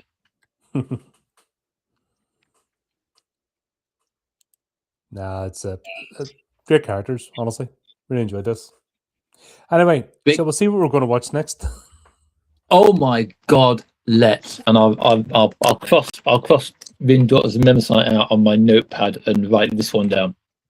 Yep, right. Coming up next is. Let's find out. But doink. That was a bit of a. I can go that far. The monster wants to eat me. Okay, so this is a brand new one. Oh my! Whoa! Ooh. Well, I actually had to take this off because it was like going episode by episode, but now it's got its season, so we can actually watch it. It's only like 2 seasons ago. So there might be a second. They haven't even announced if there's going to be a second season yet. I'm looking forward to this one. Yep. So there you go, Chris. If you're asking, here's one that's just out this year, last year. It's like Colin knows all about horror, but what does he know about Yuri? Don't Google it. We shall see. Yuri. But yeah, I'm looking forward to this one because I watched this one not long ago and I really enjoyed it. Cool. Yep. So that's what we're doing next. Oh yeah. Yep. There you go, folks. Right then. So, yep. That was really. This is Rin Daughters of Mnemosyne. Well worth the watch. Yeah. I totally endorse this one. It's 6 episodes. You don't have to know anything beforehand. Just dive right in. And yeah, there's no other material. Yeah, it's complete story. No spin-offs, no sequels. I'm kind of sad about that. But yeah, then again, why spoil a good thing? But there you go. Right. Until next time then. Thanks for everybody for tuning in. I just leaves me to say, until next time, keep up to date with the channel, do the technical things, and remember to keep it creepy, keep it horrific.